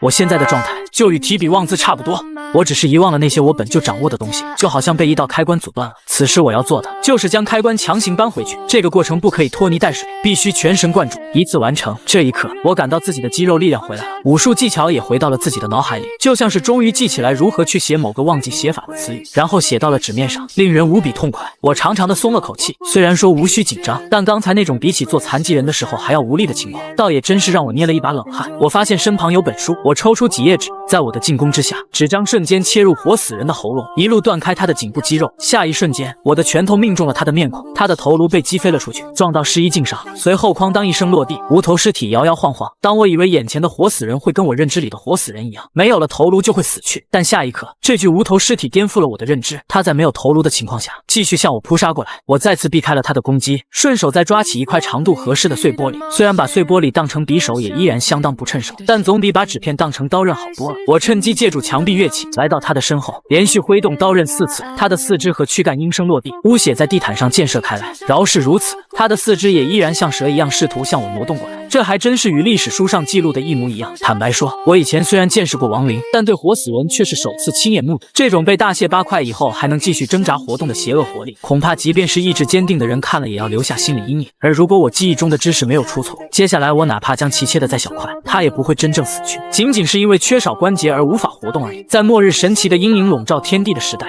地表上据说徘徊招数以一寄生不如死的活死人，毫无疑问，这是地狱浩劫时代的梦境。犯人很可能是梦境魔物，但问题是，封印到底怎么了？被卷入梦境的还有其他人吗？还是说只有我一个人这么倒霉？就在我疑惑的当口，走廊那里传来了杂乱无章的咆哮声和奔跑的动静，看来是这边的声音把河豚宾馆里的其他活死人吸引过来，只好暂且停止思考，准备迎战。